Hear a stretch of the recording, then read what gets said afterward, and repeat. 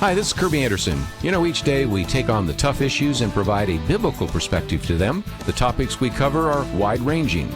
Apologetics, theology, prophecy, creation and evolution, intelligent design, marriage, family, child-rearing, the millennial generation, friends and society, politics, economics, business, religious liberty, the Constitution, public policy, foreign policy, military policy, tensions in the Middle East, abortion, homosexuality, pornography, sexual ethics, media, technology, history, and America's godly heritage. We talk about anything that affects your faith, your family, or your freedom. So don't go anywhere, because Point of View starts right now.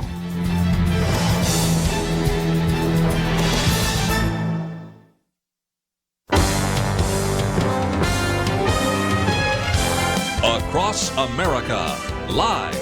This is Point of View.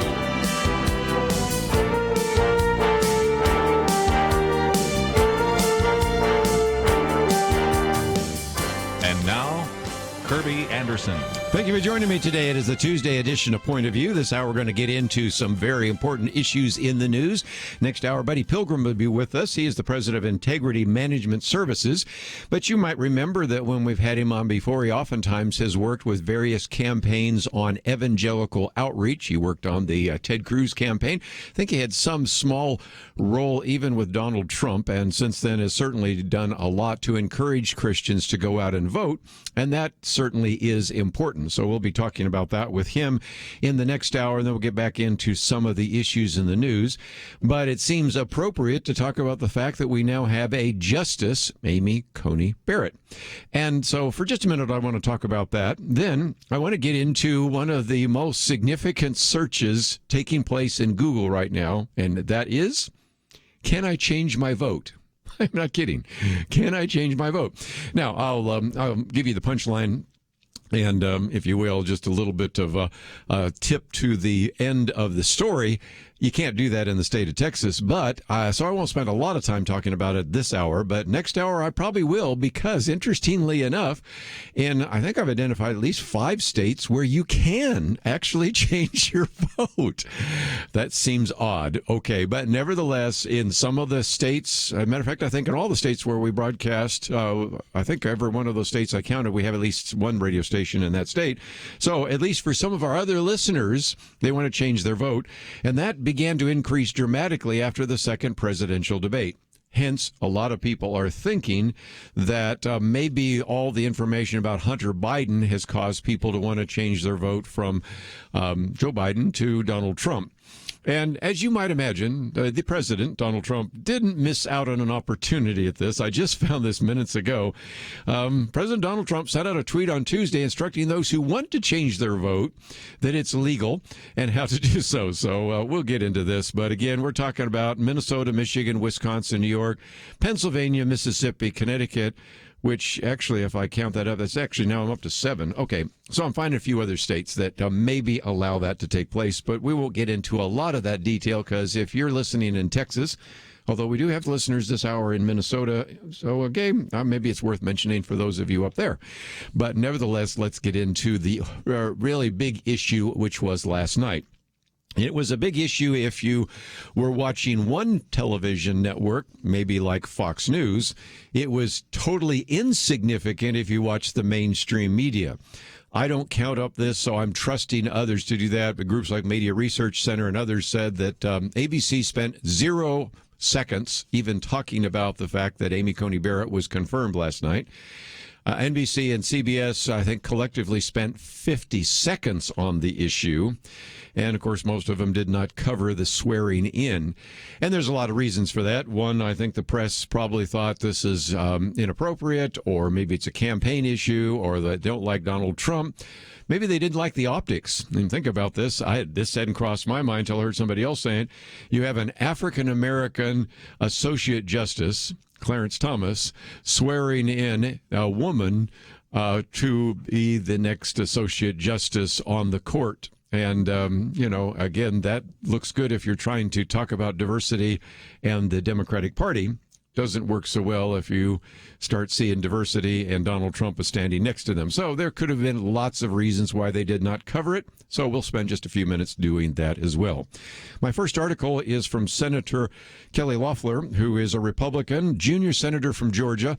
In a re-election campaign, quite likely she will lose. By the way, if she loses, and some of the others that I think are going to lose, Susan Collins, who voted against it in Maine, Martha McSally in Arizona, and we start adding up a few others, and Tillis is behind in North Carolina, I think you have a Democratic House, a Democratic Senate, and everybody thinks that Joe Biden's the next president. So that could be a very interesting next year. But let's get into what Kelly Loeffler said, because she said the left is all too eager to tear up our guiding American documents and values.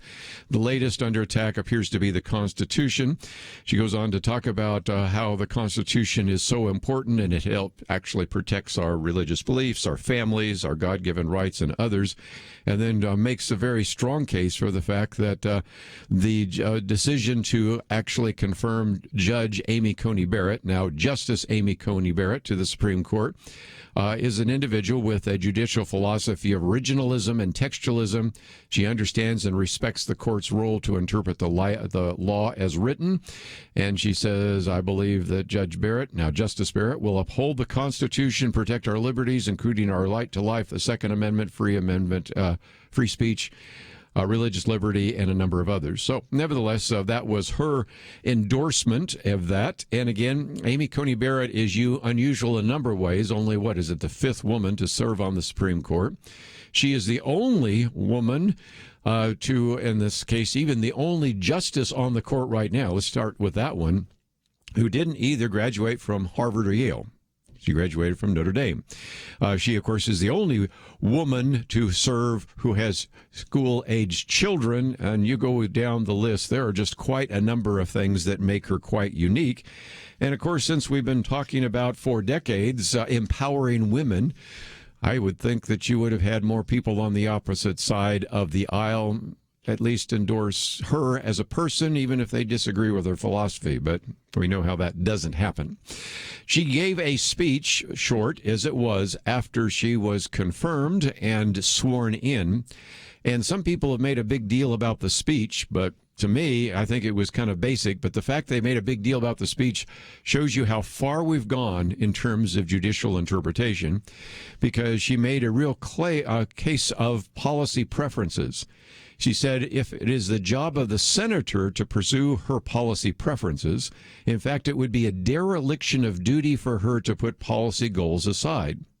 By contrast, it is the job of a judge to resist her policy preferences. It would be a dereliction of duty for her to give into them. Federal judges don't stand for election, thus they have no basis for claiming that their preferences reflect those of the people. And she goes on to say the separation of duty from political preference is what makes the judicial and judiciary distinct from all three branches of government. A judge declares independence not only from Congress and the president, but also from the private beliefs that might otherwise move her. The judicial oath captures the essence of the judicial duty the rule of law must always control. That, to me, is almost boilerplate. It's kind of just almost intuitively obvious. And the fact that so many people have said, what a striking statement to make, maybe tells you all that you need to know about how far we've moved from what the framers intended for the Constitution when it established for the first time the independent judiciary and gave them life appointment with good behavior. And yet today we have so many people that see the Senate and the Supreme Court as almost identical. And that is, if the House and the Senate don't pass a law that is clear, they expect the judges and the judiciary to solve that problem and fix it and to actually legislate from the bench. But nevertheless, that was a short speech, and that was just a small excerpt from Amy Coney Barrett. And she now will serve as a justice. She, by the way, will be the hall monitor. If you don't know that, the junior senator always opens and closes the door. So Brett Kavanaugh won't be doing that anymore. Amy Coney Barrett will do that. She's a mom, so she knows how to do that. And she'll be sitting on the court. We'll be right back.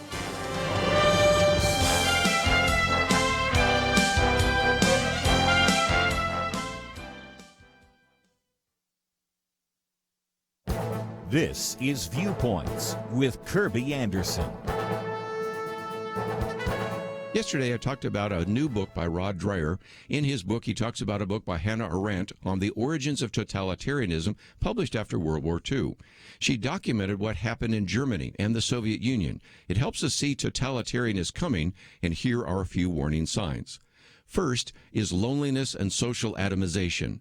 Totalitarian movements are mass organizations of atomized, isolated individuals.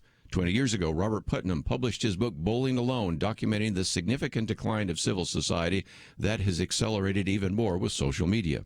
Second is losing faith in hierarchies and institutions. According to Gallup, our confidence in our institutions is at historic lows across the board. The loss of faith is another reason for this loss of confidence. Third is the desire to transgress and destroy. The writers and artists after World War I were marked by their embrace and celebration of anti-cultural philosophies. They were also willing to shove aside liberal principles like fair play, free speech, and free association. A fourth sign was the rise of propaganda and the willingness to believe useful lies. This was the desire to reject respectable society and embrace false history. Today we have the 1619 Project of the New York Times, which attempts to reframe American history. Finally, there was the mania for ideology. Why do people accept lies? Well, it helps them make sense of their lives and gives them a cause to embrace. Along with that was the politicization of everything. These are some signs that totalitarianism was coming to these countries in Europe. It appears that we have many of the same signs here in America. I'm Kerby Anderson, and that's my point of view.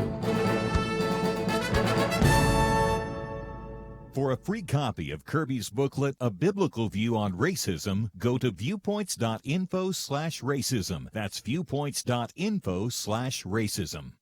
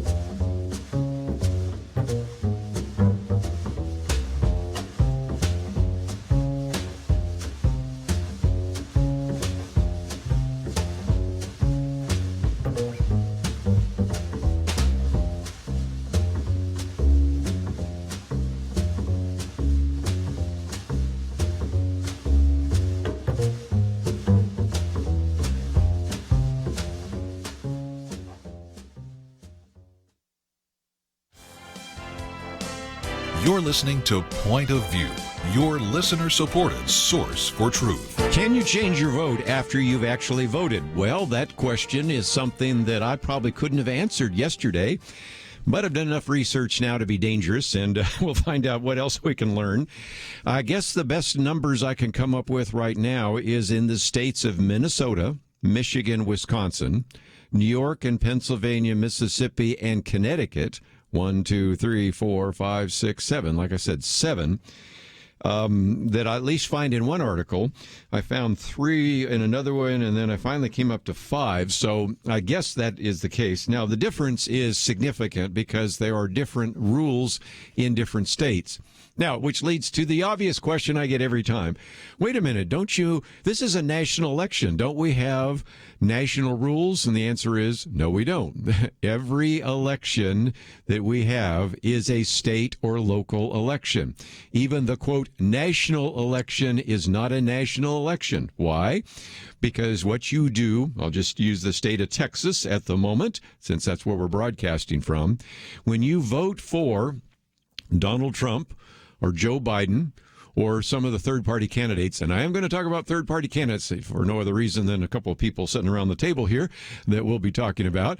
You are voting for their electors, and those, let's say you vote for Donald Trump, there are 34 electors that have already been picked by the Republican Party. Those were picked at the actual Texas Republican Convention in Houston, 1 for each congressional district. There are 32, and then 2 for the 2 senators. And so 34 individuals in December will go to Austin, and they will vote for Donald Trump, if indeed Joe Biden wins Texas. Some people think he might. And if he does, well, then the election is definitely over at that point. Then those electors, there will be 34 of those picked by the Democrats as well, will go to Austin. They will cast their votes. Those votes then go to Washington, D.C., ratified, of course, by the Congress, and that is how this is done. So when you think it's a national election, it really is 50 state elections and the District of Columbia. Got it. Okay. So a few people have voted already, you think? The numbers I have at the moment are 67 million people. I heard somebody on radio just a few minutes ago say 70 million, so it may be up to that because I'm using the numbers that are official. And even as we are talking right now, more people are voting, so it's kind of tick coming down the point. But that brings me to my second article. Oops, can I change my vote? Because that is a trend that has now been taking place on Google.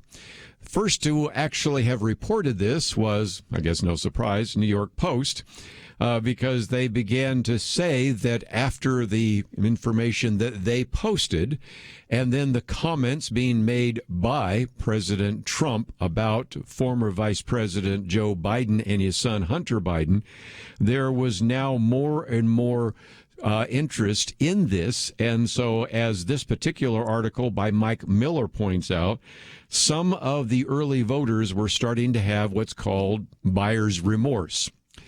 And so I think, well, that's tough. You know, after all, you voted. Sorry. You can't do anything about it. And I was wrong, at least in some states, because what is happening is if you look right now at Google, and I trust them, one of the things that they are talking about is a significant increase in the question, can I change my vote?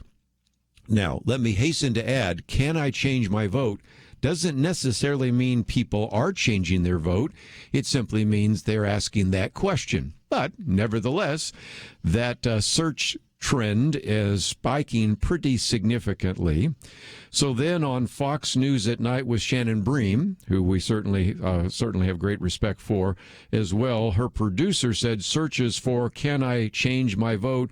started trending over the last few days, linked to searches to Hunter Biden. So the implication of some of that is the people that are asking, can I change my vote, have also done some searches on Hunter Biden and the rest. So is there a correlation? Maybe. But again, according to the Washington Post, at least they say 62 million. Now it's 67 million people have already voted. And so there's a 133% increase over early voting compared to last year. That was back a couple of days ago when this happened in the Washington Post. And according to the Washington Post, much of the interest comes from voters in Arizona, Tennessee, and Virginia, which I think is kind of sad because all those states only give voters one shot at the polls. So even though there is interest from people in those three states, all of which could be, certainly Arizona or Virginia could be somewhat swing states, depends on how you look at it, nevertheless, they don't have a chance.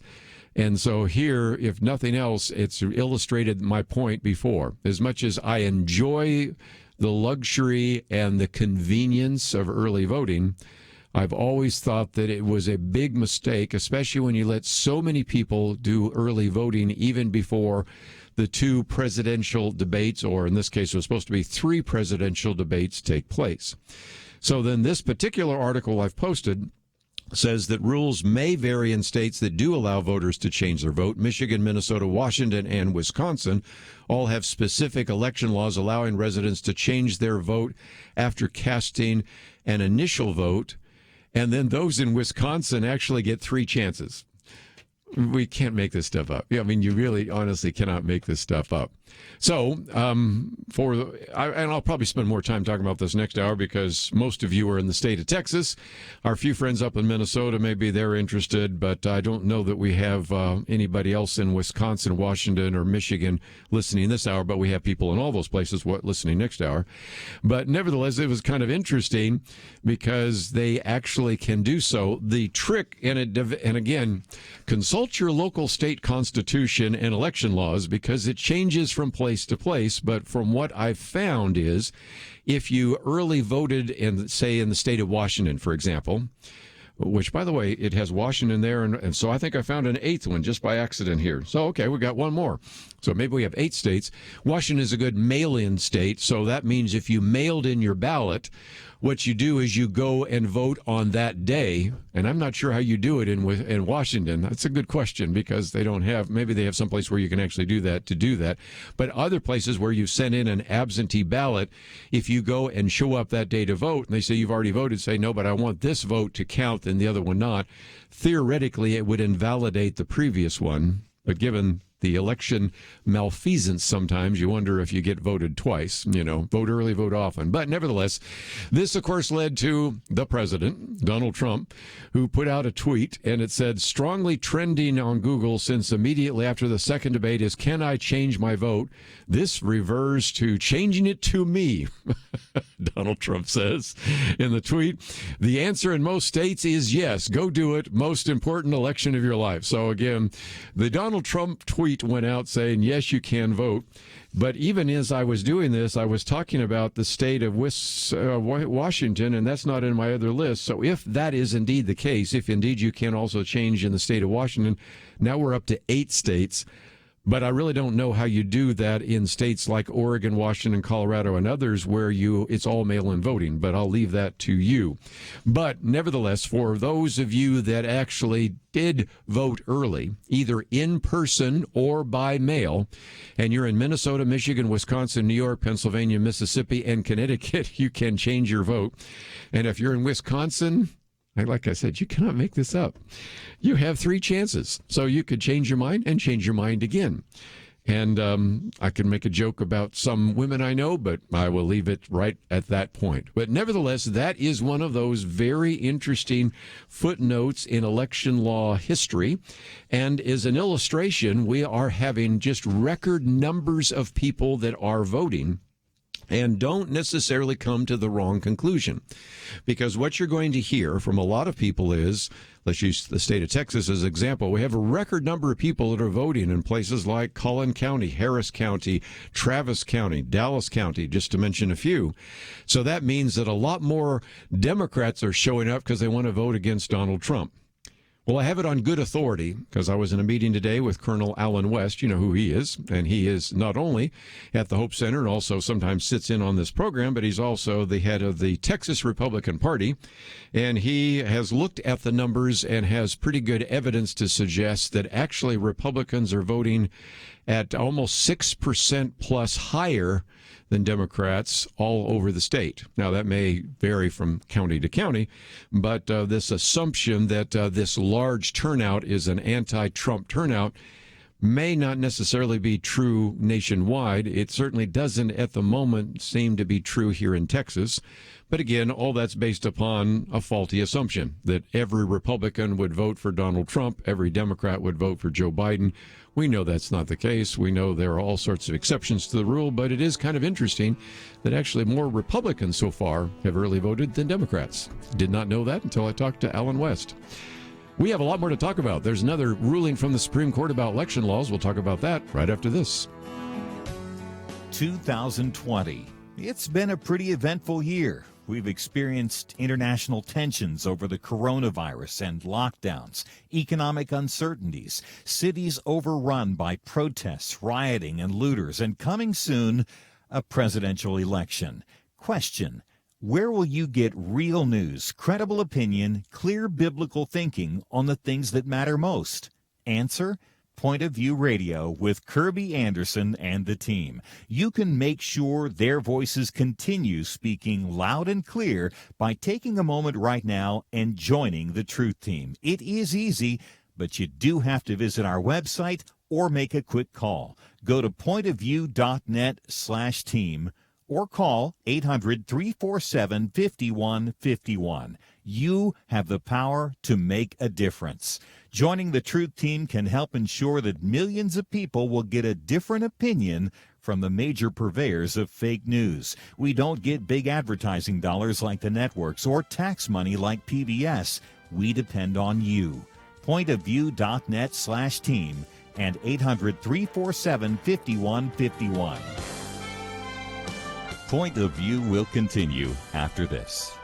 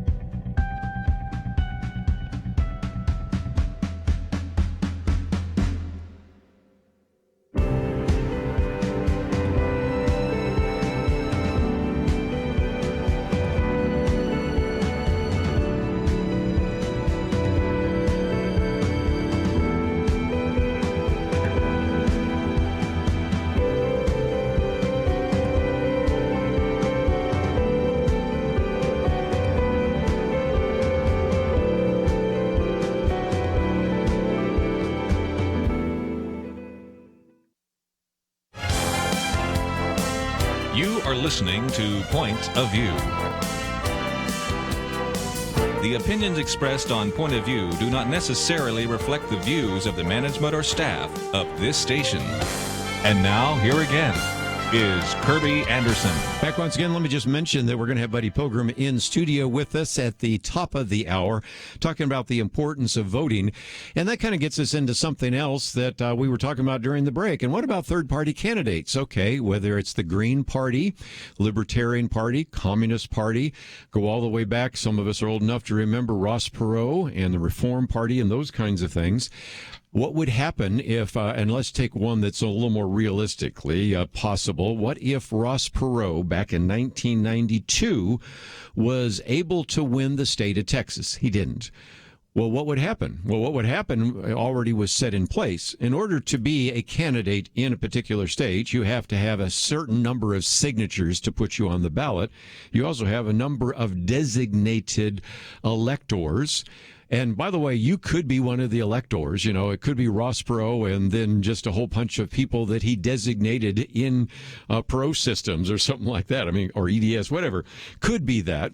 It isn't required that it has to be one from every county or one from every congressional district, which is the way it is done in the Republican Party. I'm pretty sure that's how it's done in the Democratic Party, but I'm not sure how it is done in third parties. And so what would happen is those electors, now it would be 34. Back then there weren't that many, but there would be 32, I think, back then, would go to Austin and they would cast their vote. Well, then do they have to cast their vote for Ross Perot? And the answer is yes, they're supposed to.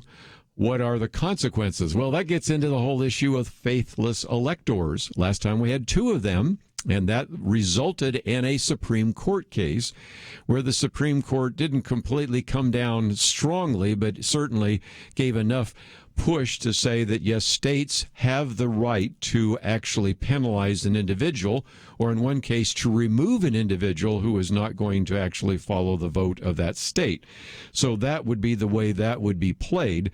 But could those electors, back then 32, going to Austin, if they had been pledged to Ross Perot, could they actually instead vote for George Herbert Walker Bush, I should say, or for Bill Clinton? So that's how it would go. And there have been some examples, and you have to go all the way back to the early part of the 19th century, in which we didn't have enough electoral votes for either candidate, and it goes ultimately to the House of Representatives. But nevertheless, while we're talking about third parties, you're going to hear a lot of people saying, this is what happens when you vote for a third party. First of all, I completely uphold the idea that if you can't vote for either President Donald Trump or former Vice President Joe Biden, you can vote for a third-party candidate, or you could not vote. And as I've pointed out to you before, 138 million people voted in 2016, but only 136 million actually voted for the president. Isn't that interesting? 2.1 million people did not vote or voted for third-party candidates or whatever. I mean, that's a whole interesting situation there. But the CNN analyst, Ann Navarro, actually put out this tweet that said, if you're mad that Amy Coney Barrett was just rammed through to replace Ruth Bader Ginsburg, then you better get off your duff and vote. By the way, I agree with that. That's why we got Buddy Pilgrim coming in just a few minutes. But then she goes on to say, elections have consequences. To those who voted for Jill Stein or for the pot smoker from New Mexico, none of us can figure out who we're talking about there, or wrote in Mickey Mouse, congratulations on your new Supreme Court Justice, Amy Coney Barrett. Now, obviously, she's very upset about the fact that some people wrote in Mickey Mouse. So Jim Garrity, I gotta love Jim. He's so good at this. He dug it up and found out that Ann Navarro, who, by the way, is a Republican, but 4 years ago said she could not vote for Hillary Clinton because she was a Republican, but she couldn't in good conscience vote for Donald Trump either. So she actually wrote in her mother's name on the ballot. If you love that. And so, again, Jim Garrity goes on to say, Navarro did have every right to vote her conscience in 2016, which just as everyone else has a right to vote their conscience, those who wrote in a candidate, those who voted for a third party ought to know that their choice is extremely unlikely to win. And the overwhelming majority of those who chose those options know that. Okay, so we know that. So if you vote a third party or you write in a candidate, you know that that is the case, but you vote your conscience. Isn't that what we ask you to do? Of course we do. But I did love his closing line there. He said, it's hard to see much of a political distinction between voting for Mickey Mouse and voting for Ann Navarro's mom, which I thought was pretty hilarious because that's what you did last time yourself. And of course, that takes a little bit of Nexus search, a little bit of Google search, but nevertheless, she was criticizing those people that wrote in Mickey Mouse or voted for a third-party candidate. And I don't know who that pot smoker from New Mexico is. We do have, of course, the Libertarian candidate from Utah, right? Am I right? Steve, right. That was right. So that's the case. So anyway, I don't understand the line. But nevertheless, it is an expression of total frustration that we now have a third Supreme Court nominee confirmed to the court, actually nominated by Donald Trump.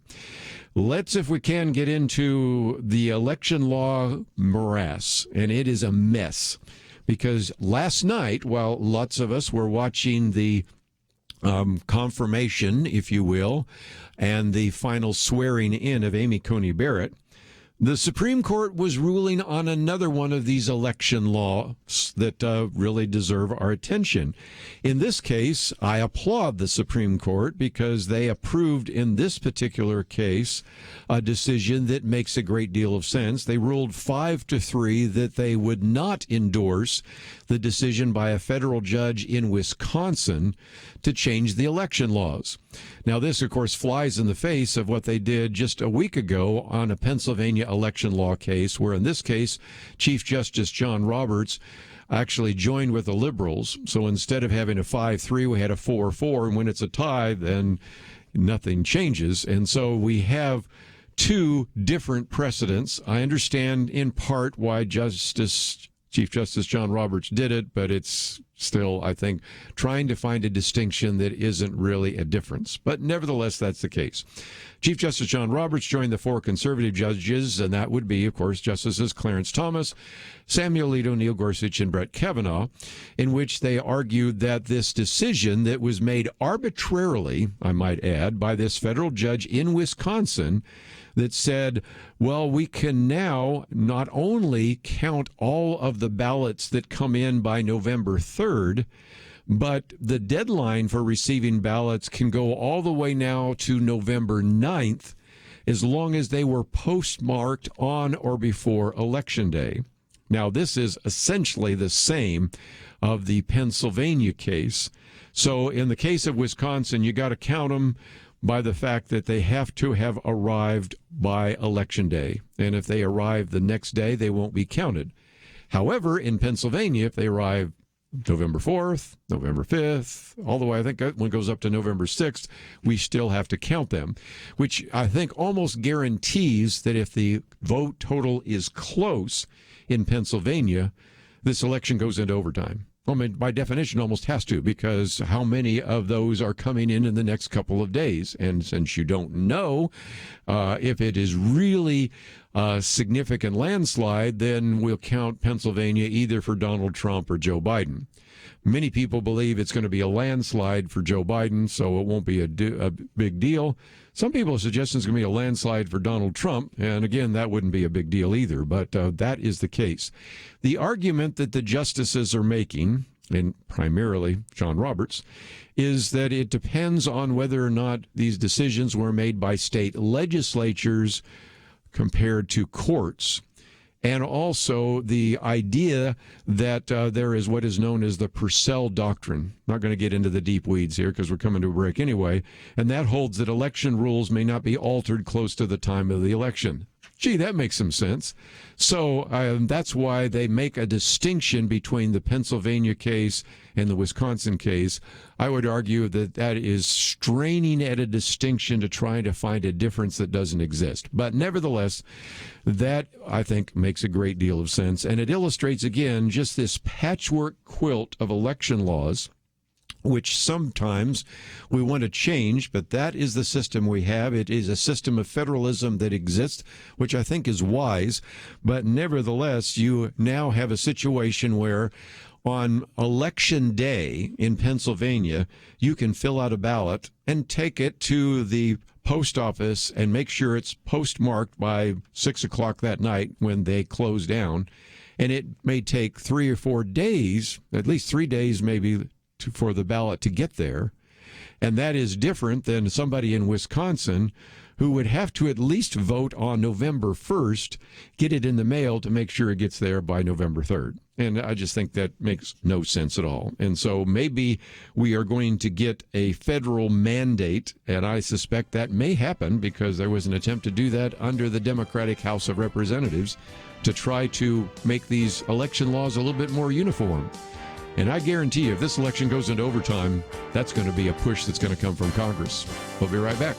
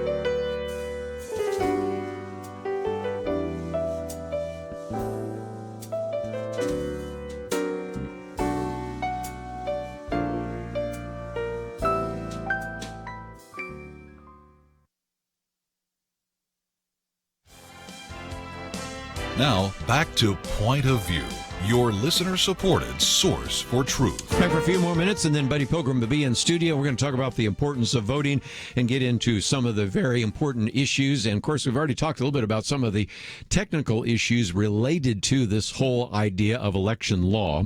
But just before we take a break, let's, if we can, get into one other article I posted for you to read, and it comes from Newsweek. It is written by William Jacobson. He is a professor of law at Cornell Law School, in which he's talking about the possible backlash against big tech. If you don't think that's important, I've got this particular piece, which I won't read, by Gerald Baker in the Wall Street Journal. Media watchdogs aren't supposed to guard Biden. And then there's a good piece by our good friend Robert Knight, The Relentless Revolution Against Free Speech. They're all sort of saying the same thing, and so I thought I'd just read from this one, because he said last week some of the social media websites prevented users from sharing the report from the New York Post. We've talked about this before, and it, of course, outlines how the Democratic presidential nominee Joe Biden had personally enriched himself by connecting international interest to the Obama administration, and goes into the details of what was in the Post article, and how he actually gives you links to, you can find the details, links to some of the business dealings with Hunter Biden and all the rest. Now, what's so interesting is he could put that in Newsweek, but if that particular even second paragraph were in the Twitter account, they probably would have closed down his Twitter account, because that's exactly what happened. And so in some of the subsequent stories, he says the public learned of additional credible allegations about Hunter Biden, family connections, the Chinese Communist Party, and all the rest. So he's kind of going through what we first learned about on that Wednesday from Ukraine, what we learned on Thursday about China, and then obviously kind of sets forth all of that, which, again, to make my point, if all of that were in a Twitter post, it would not only not be forwarded, they would close down the account of this professor of law at Cornell University. So then he goes on to say, in light of all of this, the mainstream media has been able to block it. Following the publication of the New York Post story, the media worked overtime to insist that it was Russian disinformation for the purposes of election meddling, a claim that the FBI and even the national intelligence agencies fervently, he says, denied. Media figures also insisted that Joe Biden's fatherly response to his son's persistent addiction issues made him likable and relatable and all of that. But he says big tech went even further than the mainstream media. And, of course, he's talking about Twitter and Facebook, took a further step, decided to ban sharing the story altogether.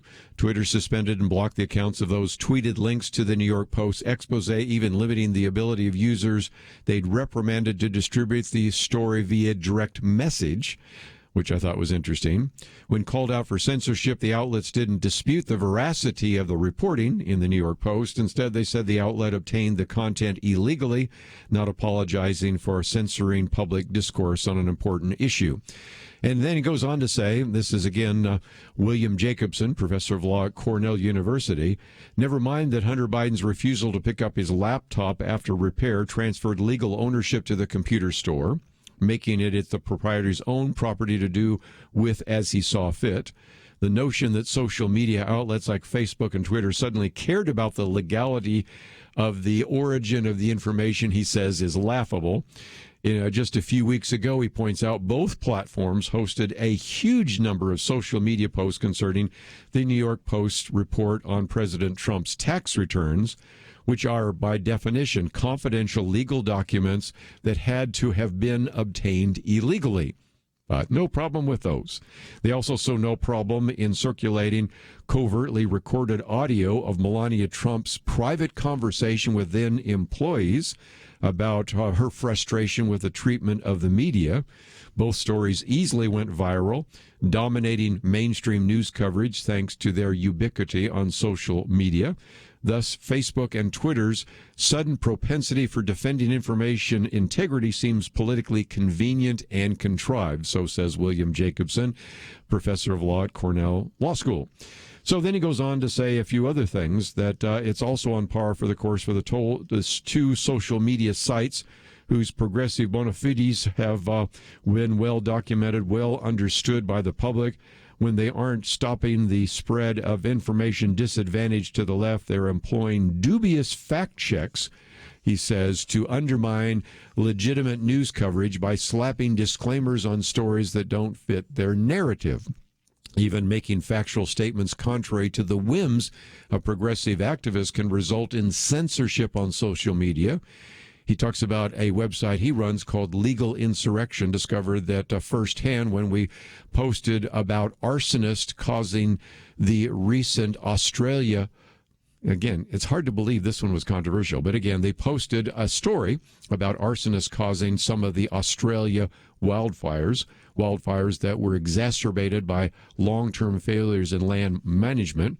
Our statement was demonstrably true because, after all, there were 24 people who were arrested for starting the fires, but that didn't stop Facebook, he says, from marking our story, which was largely a reprint of a news covered in mainstream outlets as false information. Their rationale? A Facebook fact checker said we should have included climate change as a factor contributing to the intensity of the blazes. So you even have to add some of those disclaimers in there. And again, I appreciate him writing this in Newsweek because, of course, he's a professor at Cornell.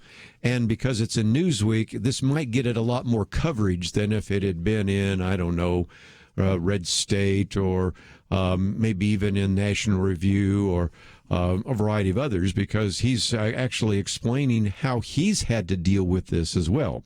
Well, anyway, he goes on to talk about some other examples in which there is just a need for us to think seriously about how to handle the social media platforms, which I think in large part gets us back to something we have been paying attention to.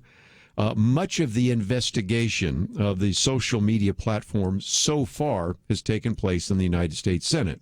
The reason for that is the Senate Judiciary Committee chairman is Lindsey Graham, who's running for re-election. There has been a real push to try to defeat him in South Carolina, especially after the confirmation of Amy Coney Barrett, and said there's now much more money being raised for his opponent. The other is that there is a subcommittee which is chaired by Senator Ted Cruz, who, by the way, had his platform on Twitter actually locked up as well. You can do the math and figure out that if Democrats control the Senate as they control the House, it almost doesn't matter who's the president is. A lot of the investigation and even some of the clarification that might take place might never take place, because he talks about the fact that some of this could be done through the Federal Communications Commission. There was an FCC rule clarification to clear up some of the ambiguities of Section 230.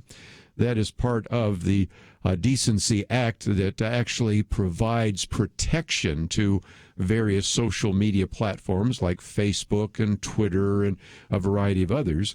And so the actions that could take place through various kinds of investigations will continue if you have Republicans in control of the Senate.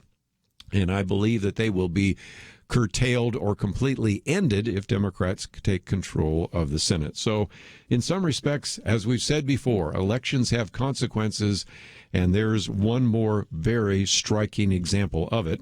And by the way, again, I quote from this individual in Newsweek, but of course you also have Robert Knight writing in the Washington Times. You have Gerard Baker writing in the Wall Street Journal.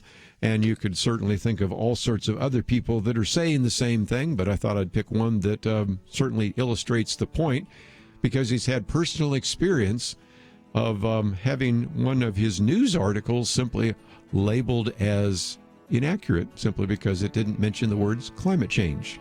We'll be right back. Having civil conversations about important issues seems to be harder and harder. Various media outlets tell people what they should believe, why they should be outraged, and getting people to actually think, well, it can be difficult. Whether it's the gospel, tax issues, social policy, or just about anything else, you need to have solid information and clear thinking to address the hard issues. You need God's truth applied. And that's what you get in less than 2 minutes with Point of View's Viewpoints Commentary, a daily resource to help you be informed and think through the things we need to be talking about. It is free and will arrive in your inbox each day when you visit pointofview.net/signup. Sometimes we know we should say something, but we're silent because we're not quite sure what to say.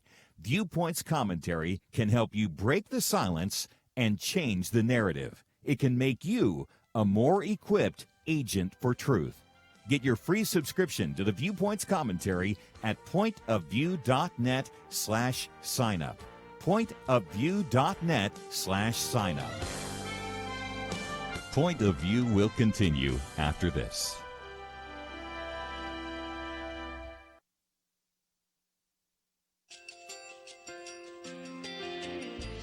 I just want to thank you so much for all the wonderful programming you have. You're just absolutely fantastic. I recently started listening to Point of View, and I really found it interesting because of the different subjects you cover. Thank you for that. I really appreciate everything that you do in keeping us informed. Thank you, Kerby, for everything that you have been doing. I appreciate all the work that you're doing, advocating for the Word of God. Thank you so much. Point of View, I think, is absolutely necessary because it's a Christian perspective, a biblical worldview perspective, and receive very current, up-to-date information about what is really going on, week to week in our culture, which is changing so rapidly, and yet it's morally sliding backwards. Yeah, I'm just, first of all, I thank you guys. Y'all's program is wonderful, and enjoy it every day. I learn so much every time I listen to it. Point of View Radio Talk Show.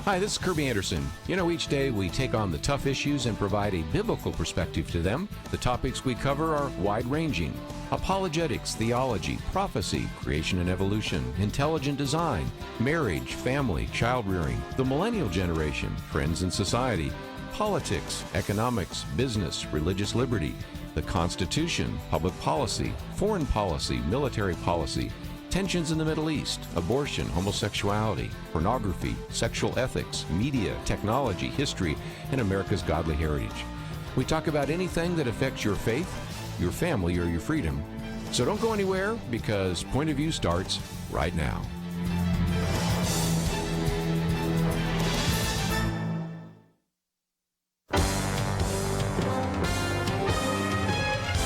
Across America, live. This is Point of View.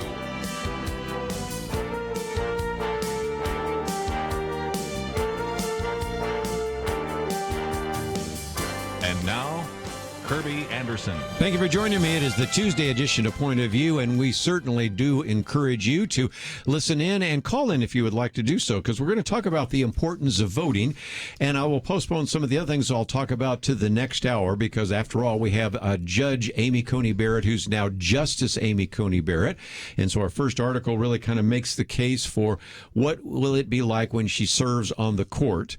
We also have another article, which you can't make this stuff up. One of the trending topics right now in Google is, can I change my vote? And that has become very significant. And it turns out, and I wouldn't have known this a day ago, that at least in 7, maybe even 8 states, yes, you can change your vote. And we broadcast in those states. So some of you might want to change your vote. It turns out that if you look at the Google searches, many of those individuals actually have done a search on Hunter Biden and then, can I change your vote? So it suggests that maybe, indeed, they want to change their vote to Donald Trump. And Donald Trump sent out a tweet the other day in that regard. We'll also get into this whole issue of big tech a little bit later, and many other issues, and a Supreme Court ruling that will affect at least those of you in Wisconsin in terms of voting, which is a different ruling than the one we had out of Pennsylvania. So we have a lot to cover, but this hour I wanted to just focus our time and attention on the importance of voting, because we have in studio with us Buddy Pilgrim. He is the president of Integrity Management Services. Prior was the president of Pilgrim's Pride, ordained minister, an individual, the founder of Integrity Leadership. We have a link to that on our website. And of course, you might remember him from the days which we sometimes would have him in studio, because he was the national director for faith and religious liberty for Ted Cruz. Yeah. And then later, I think even worked on at least a faith-based vote for Donald Trump. So I wanted to get his perspective. But most importantly, if you'd like to follow what he is doing on television, he is the host of Liberty Line, which is a political talk and interview TV program. And so first of all, Buddy Pilgrim, you're now in our new studio. What do you think about this? What a beautiful studio. I'm so happy to be here, Kerby. It's such an honor to be on your program. Well, and again, let's talk about your TV program, because I think eventually you're going to put me on the program, but you've had just a who's who of people that we've had on this program, on your television program. I have. I've really been blessed with a lot of contacts across the country who've been very pleased to be on my program. I do want you as a guest on the program. We've talked about that recently. On this week's show, the ones that are scheduled to run this week, Star Parker is my guest. Yes. This week and next week. The format of Liberty Line is very similar to Mark Levin's Life, Liberty, and Levin on Fox in this sense. It's not multiple guests on for 5 or 7 minute clips. It's one guest on the entire program. They're all subject matter experts, so we can delve deeply into a topic, really get into some thorough discussion, and I give the guests plenty of time to answer questions. The second thing, and this makes it a little different than Life, Liberty, and Levin, is every single guest I've had on for multiple programs. So we give them actually more than one 30-minute show. I had Jack Graham on, Dr. Jack Graham, Prestonwood Church, for the last 2 weeks in a row. Star Parker's on for 2 weeks in a row. I've had Mark Davis, a radio host from here in Dallas. Kelly Shackelford, who is, yes, you know so well from your program. He's been a guest. Dr. Mike Evans, who knows more people around the world than anybody that I've ever met personally. So we have a lot of great guests on Liberty Line. It can be viewed on Victory. That's the network that carries it. That's Kenneth Copeland's network that's available on Dish.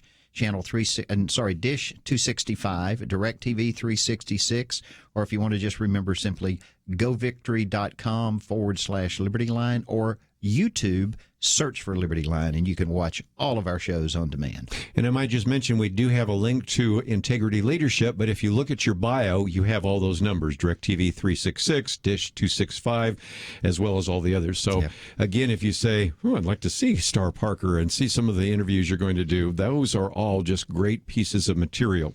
Earlier today, I was with Colonel Alan West. You and I know him only so well.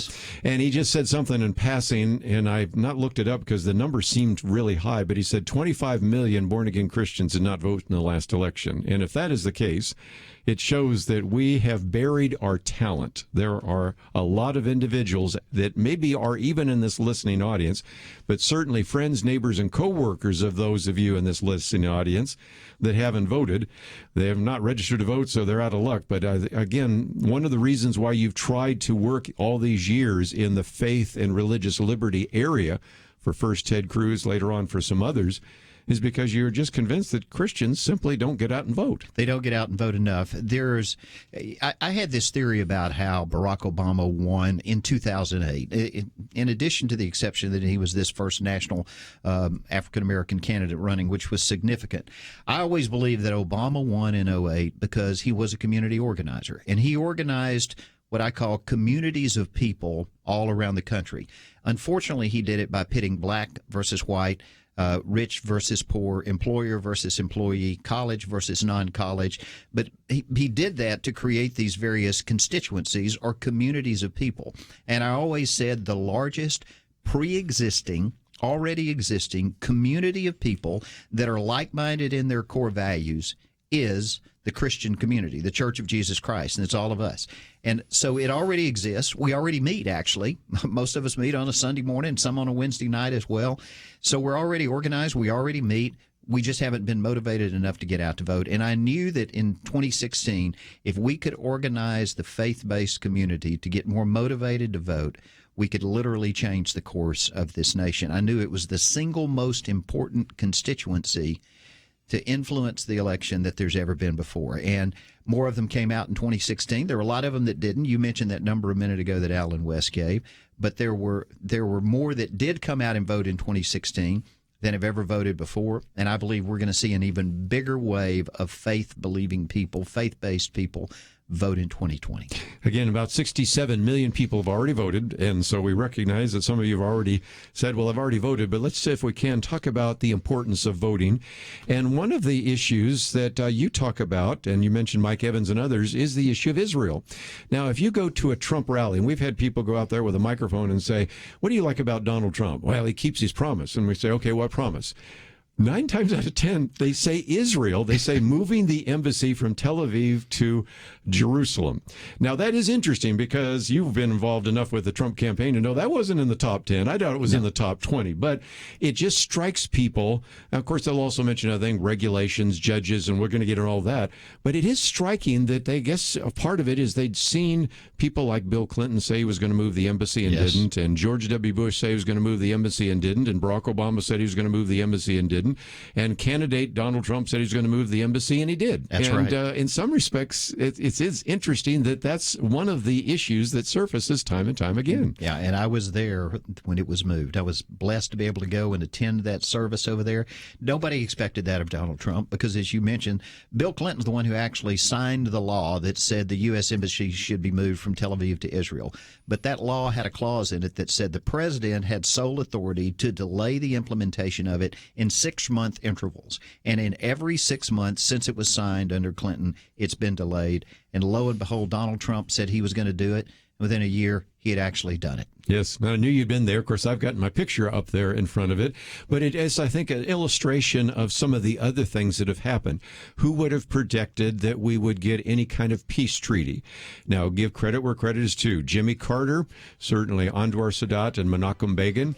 I'll give partial credit to Bill Clinton. But when we come back, let's talk about the Abraham Accords, because I think that's pretty significant, too. We've got to take a break. We'll come back with more right after this.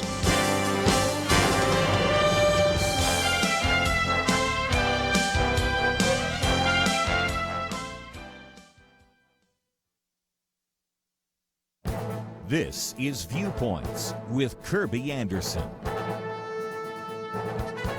Yesterday, I talked about a new book by Rod Dreher.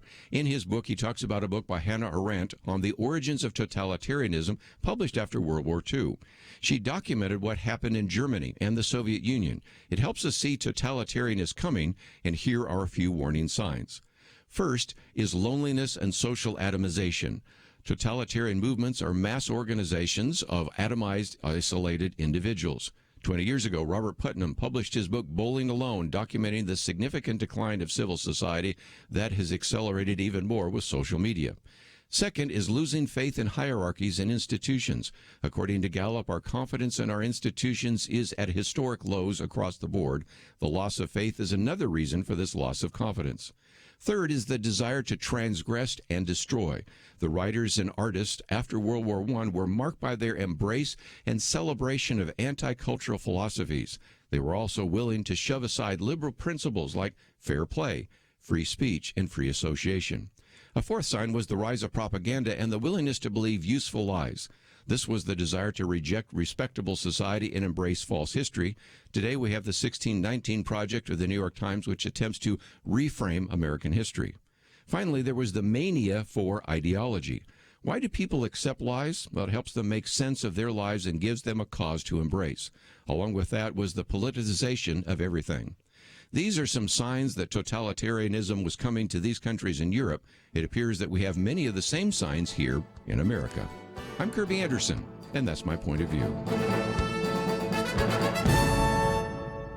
For a free copy of Kerby's booklet, A Biblical View on Racism, go to viewpoints.info/racism. That's viewpoints.info/racism.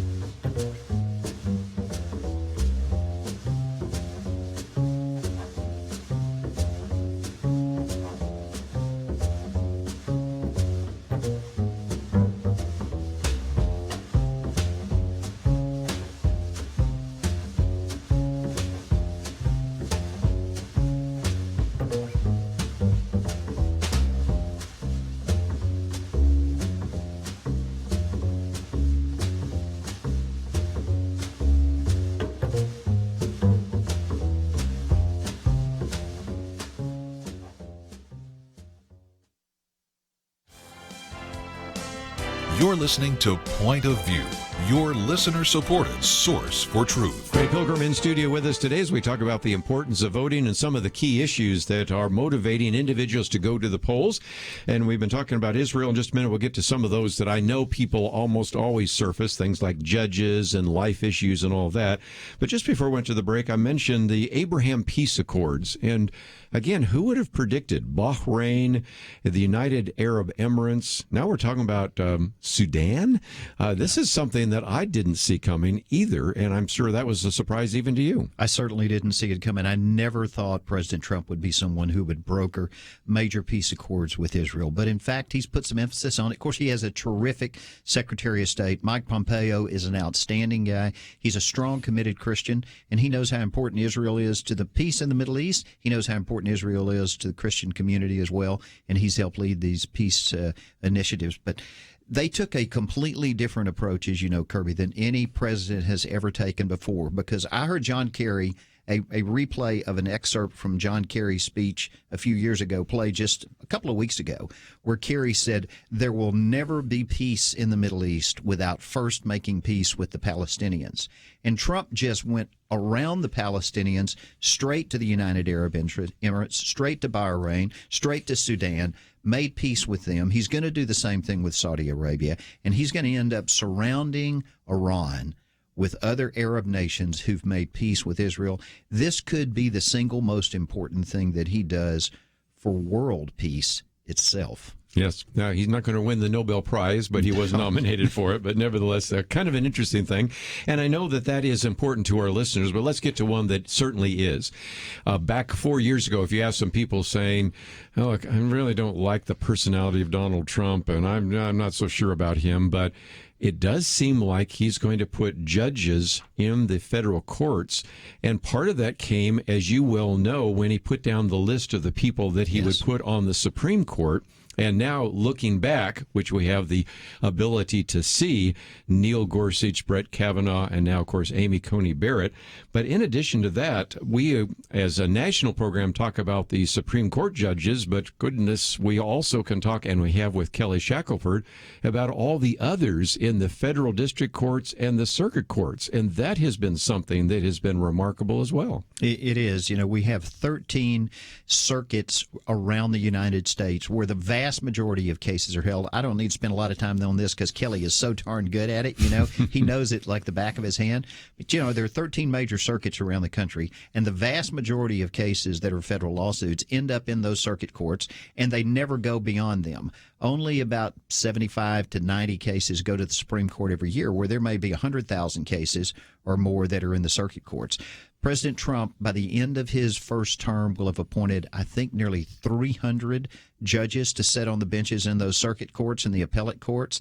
And the decisions that those judges make end up essentially becoming precedent law for every place else, because the vast majority of them will never get appealed to the United States Supreme Court. And again, these are what are called originalists, and there are a lot of people that don't understand that, but you and I are Christians, and we know that sometimes we've sat in a church or heard people that sat in a church where the pastor would say, well, this is what the Bible says, but this is what it really means, versus those churches that you and I go to where the pastor takes the time to really say, now, what did the Apostle Paul mean when he wrote this? What did Peter, what did James, what did Jesus mean when he said those things? And that's the same kind of idea. We have some, if you will, liberals on the court that say, well, I know what the Constitution says, and you've got a Constitution right in front of you right now, and you and Alan West and all sorts of other people bring with you every day a Constitution, but then they want to reinterpret it versus going back to the original language. And the individuals, by and large, there have been a few exceptions, but by and large tend to be what we call originalist, and that's changed the nature of the court system dramatically, hasn't it? It has, and there's one other thing that Amy Coney Barrett has done, in my opinion, a really good job of bringing out.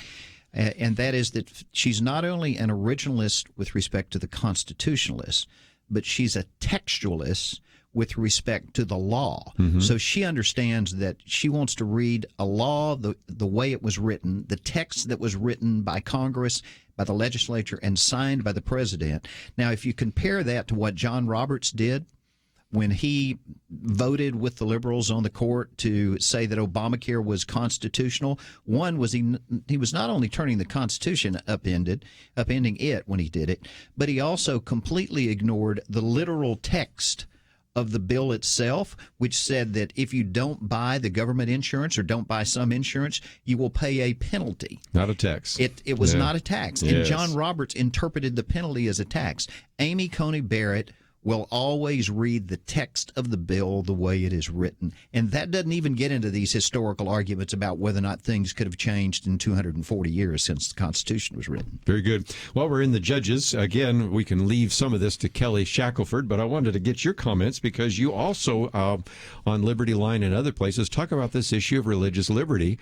And you've also, I think, identified the fact that this concern about your tax status sometimes has caused pastors not to address some of these issues from the pulpit. What about that? Well, it's a move to intimidate people, really, because it's never been challenged in the courts. If it was ever challenged in the court, I bet Kelly Shackelford would love to argue this before the Supreme Court. I don't believe the Johnson Amendment would ever stand constitutional scrutiny at the Supreme Court level.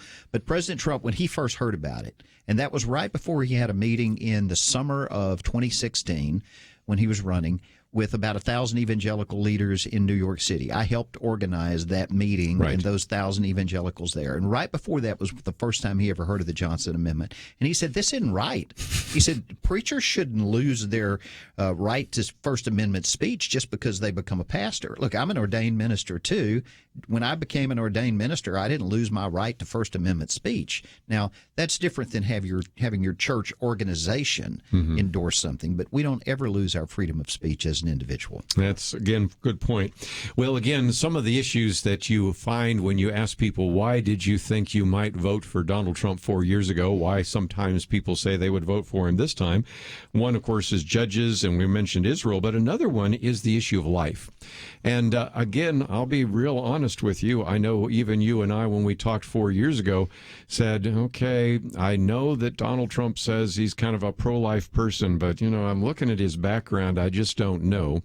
And a good example of that is an individual that we've had on this program many times before, who actually heads up the whole issue of trying to elect pro-life individuals, who actually said, I was an anti-Trumper because I was convinced that he was not going to be pro-life, and I had to eat my words, she said, because he turned out to be the most pro-life president we've ever had. And that is absolutely true. We've had no one that has come as close to President Trump as being so pro-life.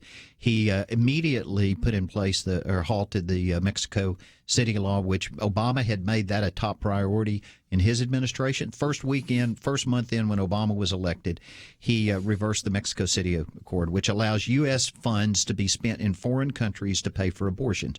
Trump flipped that back to the way Ronald Reagan put it as soon as he came in office. He's done many other things in addition to that. He's outspokenly, unapologetically pro-life, and I believe he will always be that way. The most important single issue that any Christian can stand for is the life of a child prior to birth. One of the reasons we wanted to do this program, because we're coming to a break, is that we wanted people to think about this, and many of them have already voted. But if you haven't, we also recognize there's a number of pastors out there that wonder, should I say something on Sunday to encourage people to vote? And when I find out so many born-again Christians did not register to vote, and even those who registered to vote did not go out and vote, it seems to me that one of the things pastors should be saying this coming Sunday is the need for you to go out and vote, right? You should go out and vote. Every single Christian has a civic duty to vote, and you should vote biblical values. And again, there is no single more important issue than the life of a child prior to birth. I don't even like to call them unborn babies, because that's an adjective. It's a modifier to the word baby, so I don't like to call them unborn babies like there's some different category of babies. It's just a baby prior to birth.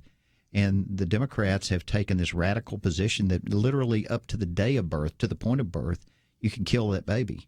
And that should not be the case in the United States of America. Well, let's take a break. I'd love to get your comments, 1-800-351-1212, because we'll come back and also do some other comparisons. One of those is between the two-party platforms. We've had Dinesh D'Souza on, and we've talked about capitalism and socialism. I know you've done programs on that, so I want to get your thoughts about that. The whole question of the economy and the future of this country, and really what the evangelical vote means. Not only, of course, we've obviously been talking about the presidency, but, of course, you have 35 U.S. Senate races, 435 races for the House of Representatives, 13 governor's races, and a number of different states right now also are electing state senators, state representatives. But you know what? After we come back from the break, buddy, we might even talk about this. I think a lot of people couldn't tell you who their county judge is, but after the pandemic and the lockdown, I bet a lot of them can now. Yeah. And they probably know who their mayor is and who their governor is because of those lockdowns. So we'll come up and talk about the importance of voting right after this. 2020.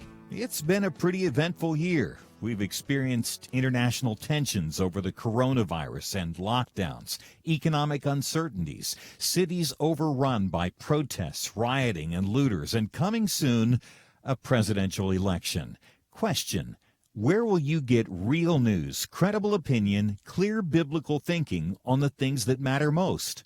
Answer: Point of View Radio with Kerby Anderson and the team. You can make sure their voices continue speaking loud and clear by taking a moment right now and joining the Truth Team. It is easy, but you do have to visit our website or make a quick call. Go to pointofview.net/team or call 800-347-5151. You have the power to make a difference. Joining the Truth Team can help ensure that millions of people will get a different opinion from the major purveyors of fake news. We don't get big advertising dollars like the networks or tax money like PBS. We depend on you. Pointofview.net/team and 800-347-5151. Point of View will continue after this.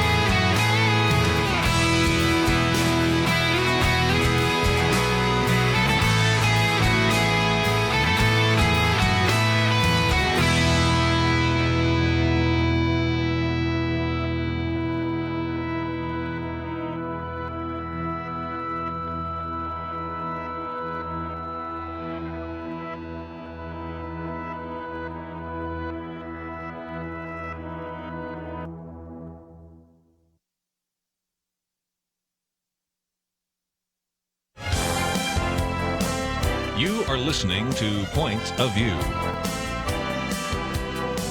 The opinions expressed on Point of View do not necessarily reflect the views of the management or staff of this station.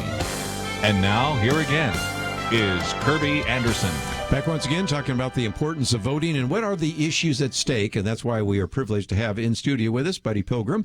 And I might just mention, I had this booklet on, again, making your vote count, and it just reminds us, and I go through some of the facts and figures and statistics in some of the places where we broadcast, in North Carolina and Missouri and a variety of other places where you add up the vote difference on some of these races and then the number of unregistered Christian voters.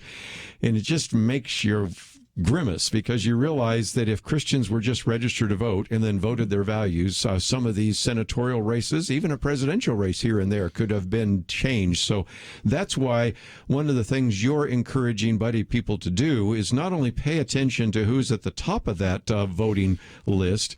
Now, many times these elections have been moved, so you can actually go all the way down to vote for city council and mayors and others, because so many of them have been moved to November 3rd. Vote all the way down the ballot, and vote in the off-year elections as well. Don't just vote every 4 years for the president. Vote every time there's an election, even if it's not in an election year when the Congress is being elected. If you're voting for school board, vote.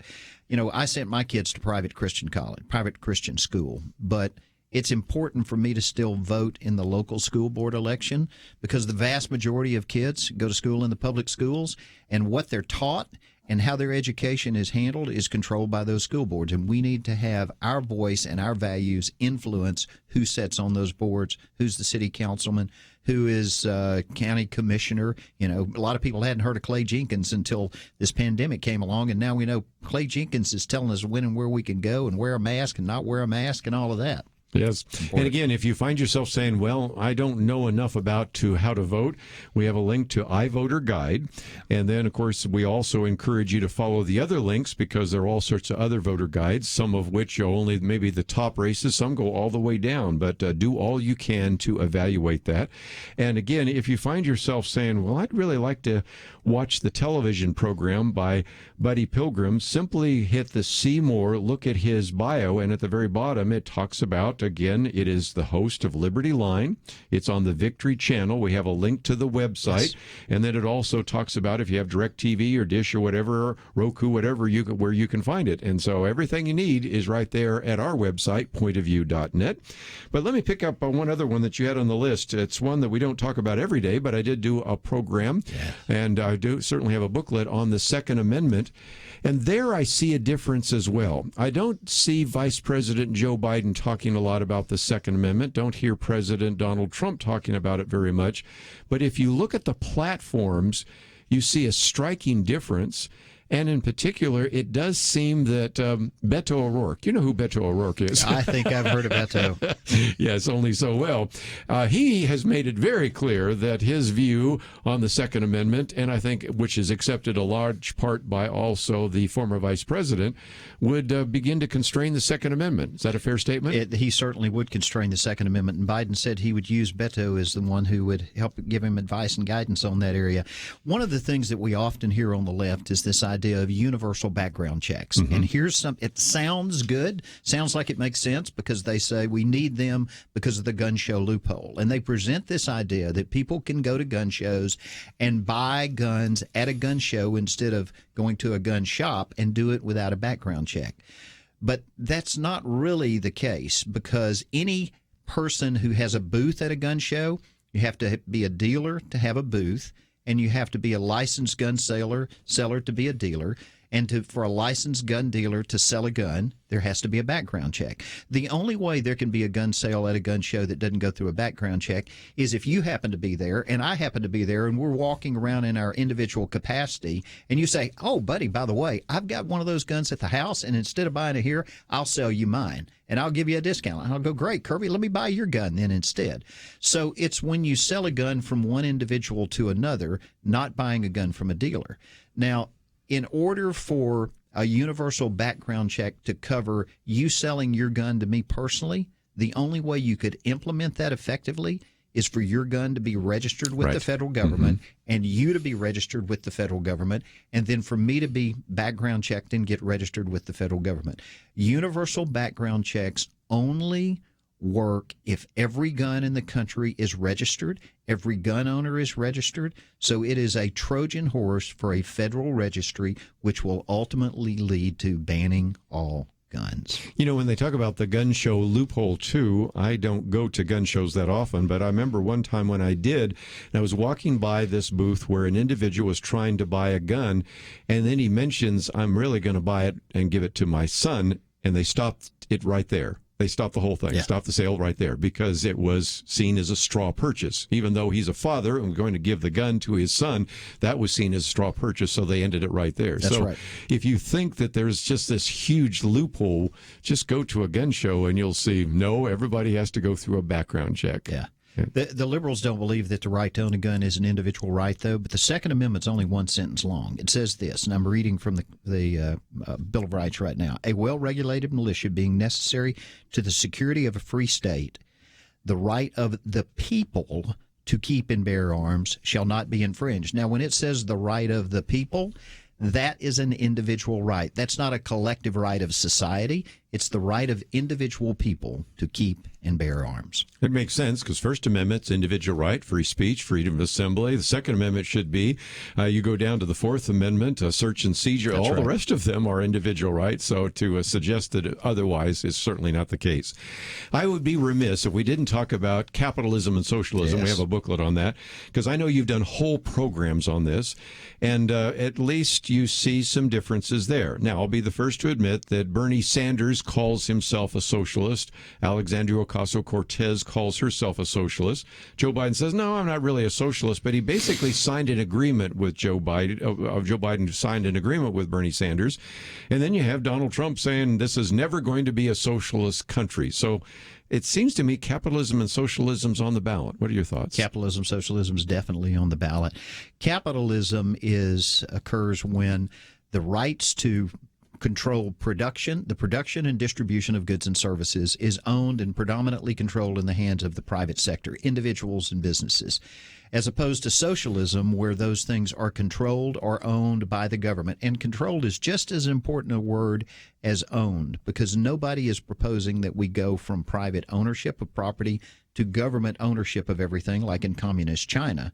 But they're proposing that we have a significantly higher degree of regulation and control by the government. And if the government essentially controls your business through regulation, excessive regulation, that really is moving it towards a socialist society. In fact, in California, they've just recently passed a new law that says any public corporation in California has to have a certain number of women and a certain number of homosexual and a certain number of other demographic groups on their board of directors. That's socialist control of that company because it's the government controlling the organization of the company and what it can do and say and what it does. Yes, and that kind of gets us into something else because this is a whole issue of regulation. You know, again, some commentators have said we won't one day just have a vote for socialism, but it is the incremental movement in that direction. And again, I'll be very honest. When you and I talked 4 years ago, if you had told me that Donald Trump, President Trump, and I didn't think he was going to be elected at the time, but if you told me that if he was elected, which I didn't see happening necessarily with some of the numbers that were out there then, that he would be also not only the most significant pro-life president, but he would also reduce regulations more than even Ronald Reagan. Yes. You know, Ronald Reagan was my governor when I grew up in California. I knew Ronald Reagan's people, and I was amazed how many regulations Ronald Reagan was able to actually remove. Donald Trump exceeded him dramatically, didn't he? Absolutely, he did. We've never had anyone cut regulation as much as President Trump has. And I think that's because he's been in the construction business and he understands how regulation inhibits construction, inhibits the expansion of a business. And he wanted to get rid of those regulations. But he understands how important it is to be able to not have the water in your toilet controlled by the government, or how much water can come out of the shower head in your shower be controlled by the government. He is doing so much to reduce regulation, both on businesses and on individual freedom. And that frees up the economy, and it frees up people to make free choices of their own and good choices for our country. Let's take a break, but when we come back, I want to talk about the economy because I don't quote rappers too often in this program, but the other day 50 Cent said, I don't want to be 20 Cent, because he said, this 62% tax is not something I'm so excited about. And Ice Cube working with the president and some others, but a lot of that has to do with the issue of the economy. Now, the economy was blowing and going, and then we, of course, have the pandemic. So I want to get your thoughts. You have actually run a major company, and you certainly understand capitalism and socialism capitalism and the economy and what it takes to keep the engine of commerce going and what it's going to take to restart the economy in light of the lockdown. So I want to get your thoughts about that because I see a difference there as well on the election. So let's take a break. Central planning. Yes. Buddy Pilgrim with us. We will continue our conversation right after this.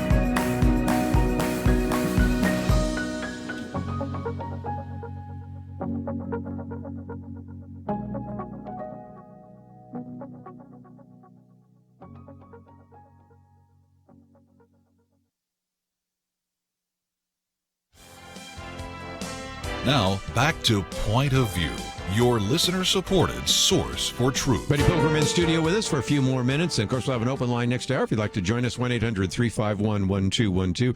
We're talking about the economy, but in particular, it gets into taxes. That's something that 50 Cent was talking about and others. But I do see a difference there. And the argument being made right now is that I want to reduce your taxes. That's what at least certainly President Donald Trump says. I'm not sure where he would reduce them further, but we'll leave that on the table because the other issue is you're hearing right now from the Biden-Harris campaign and certainly the former vice president and, of course, the senior senator from California are talking about, well, we're only going to tax those people that make, $400,000 or more. But what about that? Because you're a business person and you recognize only so well the impact taxes can have on capital and jobs. What about that? Biden said that he's only going to increase taxes on people that make $400,000 a year or more. One, I don't believe that because he's also said he's going to repeal all of the Trump tax cuts. Now, the Trump tax cuts include every single income category in the country.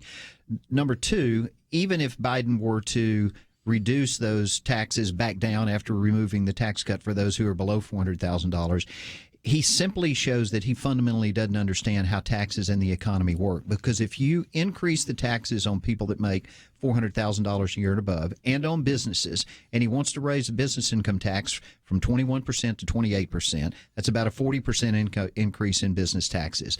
That pulls money out of the private sector, out of the hands of businesses or well-to-do or wealthy individuals, and removes it from their ability to reinvest it in their business. Now, listen, what every single rich person that I ever met wants to do is make more money. So they take the money that they make and they reinvest it in their business or by starting another business, which fuels employment. If you take tax money, if you tax people and take money away from them, then they can't grow their business, add more employees, buy equipment, which helps employees become more efficient. And when an employee is more efficient, you can then pay them more.